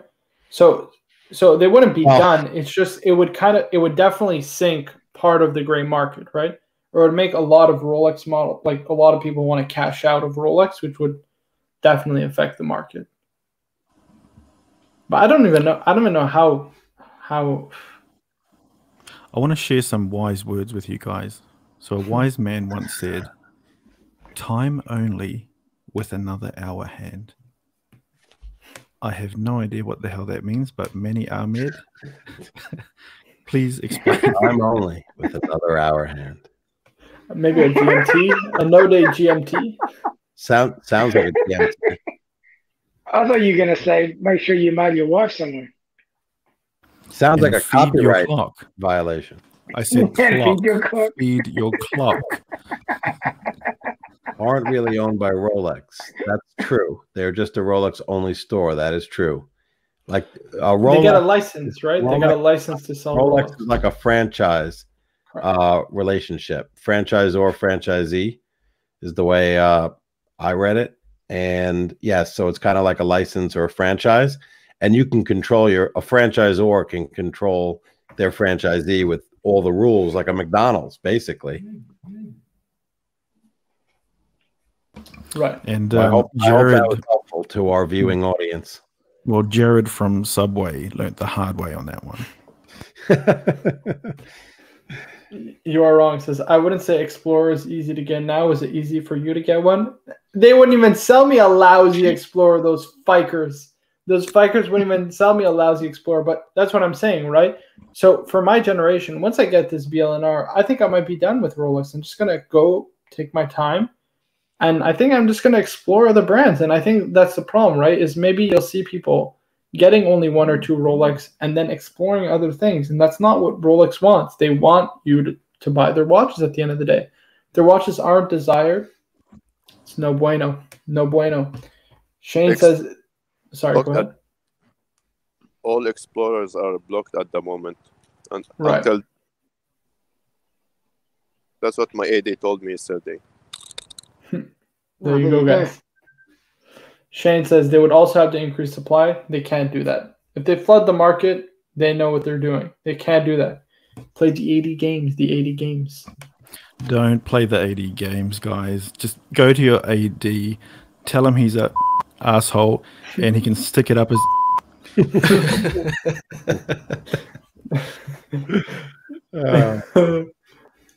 Jeff said, Bear Clooney says, Jeff is cool as geezer at old age home with two-tone Yachtmaster, white chest hair, white Mercedes, and white shoes. Come on. Let's not be nasty. That's uncalled for. Mr. Scaramanga says, Marco's point is interesting. Online availability of products and information has perhaps contributed to more and more impatience in younger folks. 100%. Guys, we're the generation of instant gratification. We want something, we get it right away. We don't wait for anything, guys. Especially in the world of, I mean, think about it. In what's his name? In Steven's age, right? Steven, you went to law school, let's say, right? So you went to law school. Did you have the internet that you can research things, or you had to read it in books? Oh my God! We had the telephone also. No, I'm being serious though. It sounded really bad, Mark. But the internet, right? But the internet wasn't what it. Show. What? Did you have cars, or did you ride to school on a horse? Internet, man. We invented the Al Gore. Without Steven, I'm pulling your leg. I'm pulling your leg. It was a joke. I'm sorry. I didn't mean to insult you. I didn't mean it in that way. Steven went to school and put his top hat on. But computers, Steven, let's be honest. You relied a lot more during that time on books, right? More so than the internet. information. We had what's known as dial-up internet service, where you had like a phone and it connected. It was like, like rang and shit. It was bad. It was bad. Don't worry. Hey, Steve, I was in the same thing. Yeah, I think we're close. We're pretty close. But yeah. But that's what I'm saying, right? Jeff's boat just yet, okay? But here's the thing, right? We want something. Yeah. We want a piece of have information. This conversation, that's for sure. For us, we want a piece of information. We just search it up online. That's it. Everything is instant gratification. And I got to tell you, it was a lot harder to access porno.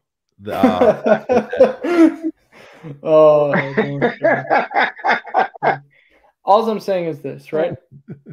My generation is very much focused on we want something, we get it right away. And Rolex does not offer that. And listen, it might work for Hermes, but Rolex, there are a lot of different.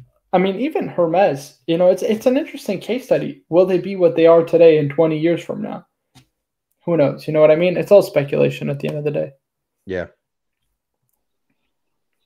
So Logan Hall says the 80s are just a business, usually family-owned business that has a contract. Right. I think they're just licensed to sell Rolex. That's all it is. They don't own.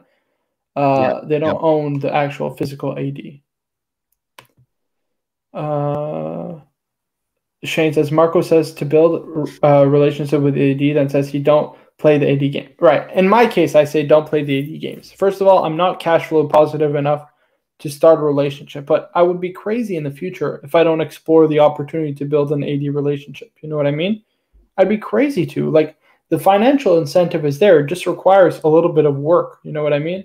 So, if you're willing to work a little bit for basically free profit, you'd have to be crazy to turn that down. The financial incentive is just there, especially at your age, Shane, 34 years old. You're probably at a point in your career and in your life where you're cash flow positive. You're able to spend a little bit more of your discretionary income on luxuries as opposed to maybe paying down student debt or maybe paying off a mortgage in the past. So, hey, I just think at that age, it's a perfect time to start building up an AD relationship. You know the sad thing too about the brick and mortar stores, and the Rolex stores and the boutiques, is that even if you go to the store to build a relationship, there are no watches. The only thing you see are Datejust and Lady Datejust. You know what these are, Stephen? CompuServe, Westlaw, and Lexus. I think Westlaw and Lexus are still going their legal searches. CompuServe, I don't know. Pony Express is still in business. Yeah, that's a good one. Trump. I thought Toyota Mo liked me. Toyota Trump's advanced legal research. Yes. I love Google. And Mr. Scaramanga says, so the irony is that for young people in an increasingly fast-paced world, Rolex has actually hit the brakes on the whole purchase process. Exactly. It's frustrating, guys. As a young kid looking to buy Rolex, it is frustrating not being able to. Sons of bitches. Very frustrating. Bastards. Yeah, you do some crazy. You start doing crazy shit like me feeding your clocks and stuff. It's crazy. You could always get a wall clock if you guys hadn't noticed. And DJ Domi says, "Have you got yours up?" People will line up like lemmings for an iPhone. Ooh, look at that! Hold on, let me put you full screen. Ooh la la! There it is. Actually, try to move the camera. Hold on. Oh man, hang on 1 second. I don't know. You're frozen on me, so I'll go out and come back in again. Okay, guys? No worries. You guys can see me, right? Yep. I'll give you a little glimpse into the where it all happens. The cave. Have you got a little light on the top of your monitor to light yourself up? That's all you get. You can go watch it on replay. Fikers. Toyota Mo says, I love the captain. On the show right now, man. We love our captain. We love Steven. Oh, all right. Steven is the best. Oh, my man. I see all you guys. Time to buy Tudor, Marco. I have a lead on an ETA. He doesn't like it. He doesn't understand the reference, but the Doogie Howser of the watch game is a huge compliment. Man, the guy was a surgeon at like 15. Doogie Howser? I don't know what that is. Yeah, I know. Patrick. Patrick. What's his name? Patrick. You know the guy, Neil Patrick Harris. That's where he got to start. You know him. How I Met Your Mother. I missed your clock reveal, bro. Alex K. I'm frustrated too. When my AD said they can't get any two-tone from me, although I have. I'm old, man. Rolex definitely plays those games correct. Well, they play them well. And Toyota, last but not least, I'll end on this. Steven, I was making fun of Marco when he said the internet ref. Guys, I was pulling Steven's leg. I just didn't. It didn't come out properly. I want to say, did you have internet at the time poking fun at you? But no, I didn't mean to. Obviously, Marco, I'm pretty sure I'm in the same boat as Steve because we had no internet when I was growing up either, mate. No worries. You young kids have it easy, man. You do. You gotta go work on a farm. I remember when there was no internet and we had no food. Caliber 3135. Hello to Captain Steven from one Rolex loving attorney to another. Guys, I'm gonna end the show on that. 3135. I saw your comments earlier. You're the man. I'm gonna end the show on that. I want to thank you all so much for joining me. Thank you to Mr. 2, Steven, aka the Captain, Mr. Kermit GMT, our guy Hassan, of course, to my main man from New York, JJ, who was here earlier but couldn't stay, my guy ABC.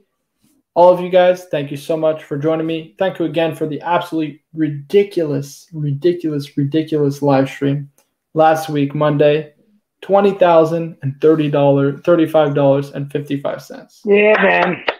Awesome, man. That is so good. I can't believe it. It feels like it happened. It feels so surreal. I still can't believe it happened, to be honest. It's still mind-blowing me, but it was awesome to be there. 100%. Thank you all for pulling for me. I really do appreciate it. I can never pay you guys, but what I can do is always provide you content like this. Guys, yes. Thanks again for joining me. And first and foremost, stick to Rolex.